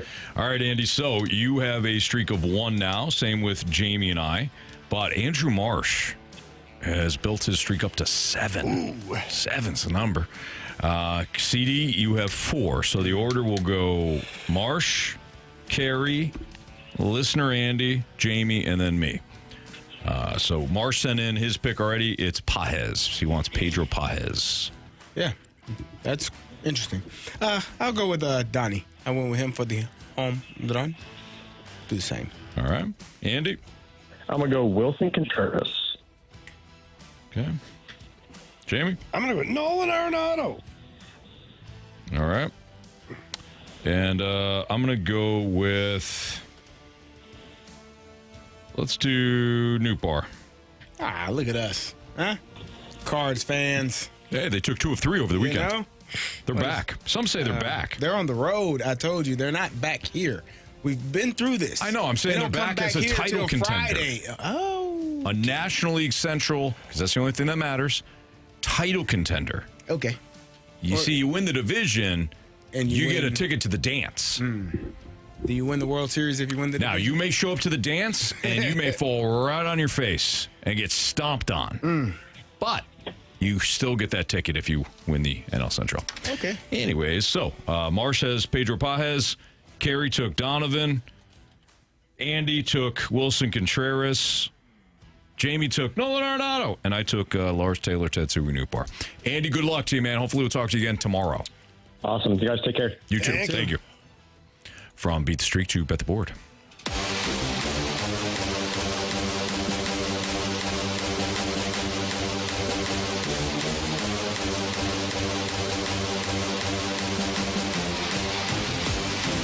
All right, here's the latest standings for Bet the Board. My free fall continues. I had 12 early last week. I don't know why that was so funny. I now have 12. Yeah. 5 in a row I've dropped, boys. 5 in a row. It's the do factor. I guess. So I'm at 12. Due for another I'm loss. still leading. Oh. What? What'd I say? How'd your parlay go? Not great. Yeah, you guys could have been missed by 1 or I missed it by 2. by and 2. I knew Okay. the 2 that I picked I shouldn't have picked. Yeah, sure. Every baseball game I picked blew up in my face. Okay. I got 4 out of 6. That was fun. Not 4 out of 4. Not 6 out of 6. Well, how many games you lost in a row, Anthony? 5. Okay. And I'm still leading, which I mean, it kind of says a lot, right? Yeah. I have 12. Marsh has 11. Carey has 10. And Jamie has 9. Not great. I took the Capitals on, Friday night? And they finished 3rd that night. Little rough. All right. I'm going to go back to the diamond because hockey kills me every single time. Give me the Houston Astros minus 120 against the Tigers tonight. Astros minus 120 against the Tigers. Did Marsh send in his pick? I believe he did. I thought he did. He's loving some Andre Palante this evening. Yeah, to actually record more than 15 and a half outs against the Reds. Okay. I'm going to go with Steph Curry over 27 and a half points. Okay. And the Riv Show. Nathan McKinnon, power play point, plus 128. There you have it. What has he ever done? Is he good or something? Oh, no. What? Did you have Lars? I have Lars for both my home run and beat the streak. You got a hit. Did you see that? You got a hit. Yeah, it's about a foot away from giving me a home run. Anthony, you got to find the silver lining. You got a hit. Yeah. Silver these linings. Playbooks. All right. Lively bowl early on tonight in Cincy. Bradford, do you have a consolation pick that you'd like to throw out to the group? Let's see. The over-under at last check, I believe it was 9.5. 9.5 in this game. And honestly, I had been monitoring that. I do know that Palante has had an every other start sort of thing this season as far as the effectiveness is concerned. But I believe the Cardinals bounce back. They get to Martinez, knock him out early in this one. This is a technicality, though. The game did start. If I made my pick in my mind. Hey, live play. All right. Yeah, you live play it. Then we're one batter in right All right. Yeah. Let's go over on everything. Okay. There you go. All right, we've got to hand out some tickets. We have your shot to score a pair of tickets to see Post Malone with Jelly Roll on May 13th at Busch Stadium. Text in to win free tickets right now. We're going to give you a trivia question for this. Your trivia question is, one of us decided today that it was okay to unplug another person's phone and leave it there unplugged and uncharged for hours. Which member of the fast lane decided that cruel, harsh prank was okay? Text in to the Air Comfort Service text line at 314-399-9646, and you'll win those tickets to go see Post Malone with Jelly Roll on May 13th. Tickets for the show are on sale now, and find all details and a bonus chance to register to win free tickets to the show at 101ESPN.com or on your 101 mobile app. We'll come back, do some what we learned, 3 stars of the day, maybe some criticisms and compliments, all next on 101 ESPN. The NHL Stanley Cup playoffs are on ESPN. Shoots, he scores! Wednesday night, Blues and Jets. Pregame at 7:30, puck drop at 8:30. The wait is over! The run for the cup is exclusively on your home of the Blues, 101 ESPN. Underdog just became one of the best places to make entries during the basketball playoffs with their Extender promo. The Extender promo allows you to play your way to increasingly bigger boost each round of the playoffs. And you could start a playoff series in the NBA. Make sure you use that Game 1 boost. Then you can continue boosting each subsequent game to unlock the next one. The longer the series goes, the bigger the boost.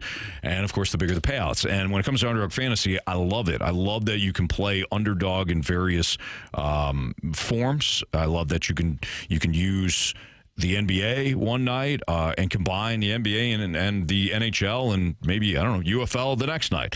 It's up to you how you want to play, but just choose higher or lower on certain player stats. If you got a great feeling about, Carey today said that he likes Steph Curry to go higher on his point total, you can play that and pick a player from a hockey game if you want. Just higher or lower on certain player stats.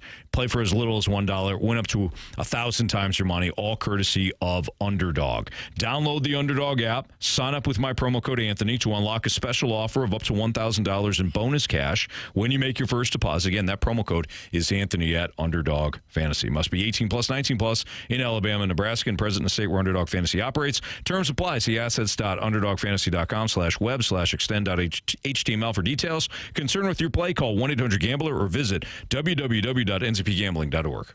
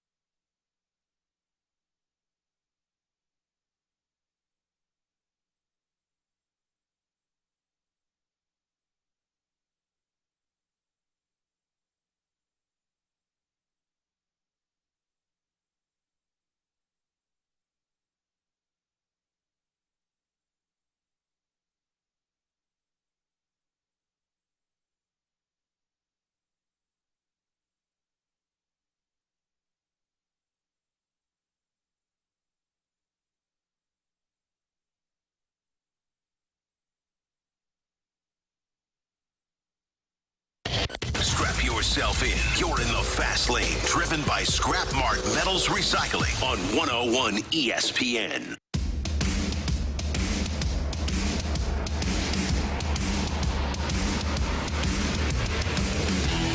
It's a Fast Lane on 101 ESPN with Carey Davis and Jamie Rivers. I'm Anthony Stalter. Thank you to Bradford Bronze for pinch hitting today. We appreciate you, Bradford. He was in for our guy, Andrew Marsh. If you missed anything, including Jamie's complete breakdown of Game 4, including Connor Hellebuck's complete breakdown mentally, you can always studying hard. Download the app, download the podcast, excuse me, at 101ESPN.com or the Dobbs Tire and Auto Center's 101 ESPN mobile app. All the podcasts, of course, brought to you by the Schaefer Door Company. Time to find out what everybody learned today, and I think the honor should go to our guy, Bradford.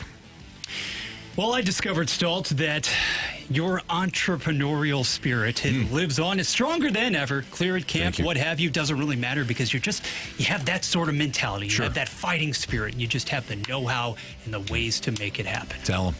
Thank you, Bradford. You're welcome. Carey. Yeah, I learned that you claim to be a Falcons fan, but I don't think you are. You talk crap about Drew Dahlman. You hate Kirk Cousins. You really dislike Kyle Pitts. You couldn't believe that they took Bijan Robinson when they did Drake London. Why would you do that? You hate the Falcons, and you just won't say it. And I learned that today. I just learned that. This is supposed to be your team. Since Neon Dion was manning the cornerback position in the 90s. And here you are. You hate this team. Is it a love-hate thing or is it just a hate-hate thing? I learned that today.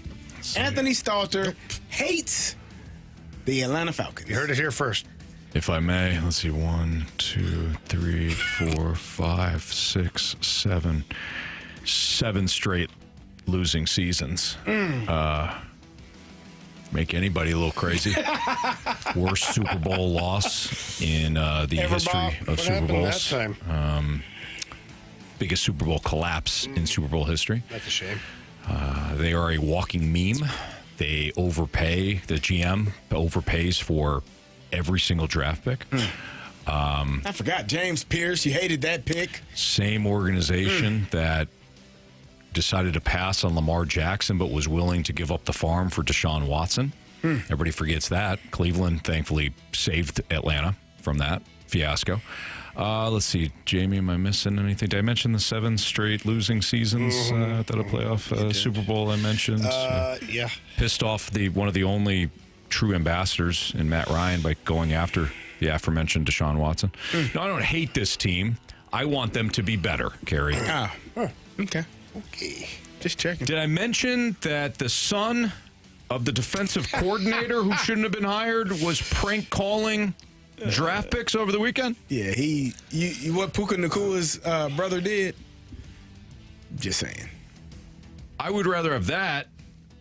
I'd rather have the slap heard around the world than some idiot 21-year-old prank calling future draft picks. I would have fired Jeff Albrook. Not for that, just because he's not good at his job. Yeah. He can do it. He can do whatever, he can do whatever he wants to his son. Not everything. He can handle the discipline for his son if he wants to. I just want him out the building. Okay. Jamie, what'd you learn today, buddy? I learned a couple things about Carey. One, he's really sneaky. 2 is that he's willing to risk his own financial well-being to front Anthony's. He never said that. We've got sponsors. He said it. We have sponsors. And I also learned that Carey played doctor while in prison. I don't think I said that. I mean, you said you played doctor, and you did say you were in prison for a movie, but still. Okay. Just learned a lot. What I learned is that Connor Hellebuck is, in fact, ready to go for Game 5 because he has studied a lot. More than anyone in the whole world. He has studied more goaltending than anyone in the world. What the hell makes you say that? You sound so damn dumb. He's out of his mind. You sound worse than ever. He's shot. Mentally, he is shot. I study more goaltending than probably anybody in the world and ever. Sounds like a fifth grader. No, I am smart. I'm one of the smartest people in the world. Yeah. My dad's stronger than your dad. Bradford, what do we got for criticisms and compliments? Yeah, lots of love from the text line guys as well as the Snake Pit. Appreciate everybody out there watching us on the YouTube channel, listening, of course, on 101 ESPN. Loving the content, bouncing around enough to make us all feel as proud and as important as Connor Hellebuck, I think. So, no doubt about it. Are you ready to hear about some stars? Yes. Please. Listen. It's time for the Fast Lane's 3 Stars of the Day, presented by Circus Sports Illinois. Sports betting the way it should be. There you have it. Star number 3 on the day is going to go out to none other than Lamar Jackson. So good in 2024 that he was twice named runner-up for NFL MVP. Who would have known? I named him twice. I think he was only mentioned once. Bradford, you mentioned him twice. It's a gray area. It's a gray area there. There's no disputing this, however. For star number 2, we're going to give it up for Jamie's cell phone being able to persevere. Carey's cell phone. The dueling wars, so to speak, still. Yeah, Carey was the one. Strong fashion, yeah. Yeah, Carey was the one back and forth. That unplugged Jamie's cell phone in order to charge his own cell phone. Internal battery. I never unplugged it. No. It just, he assumed that it was plugged into. I thought it was plugged in. The charger when he plugged it into his phone.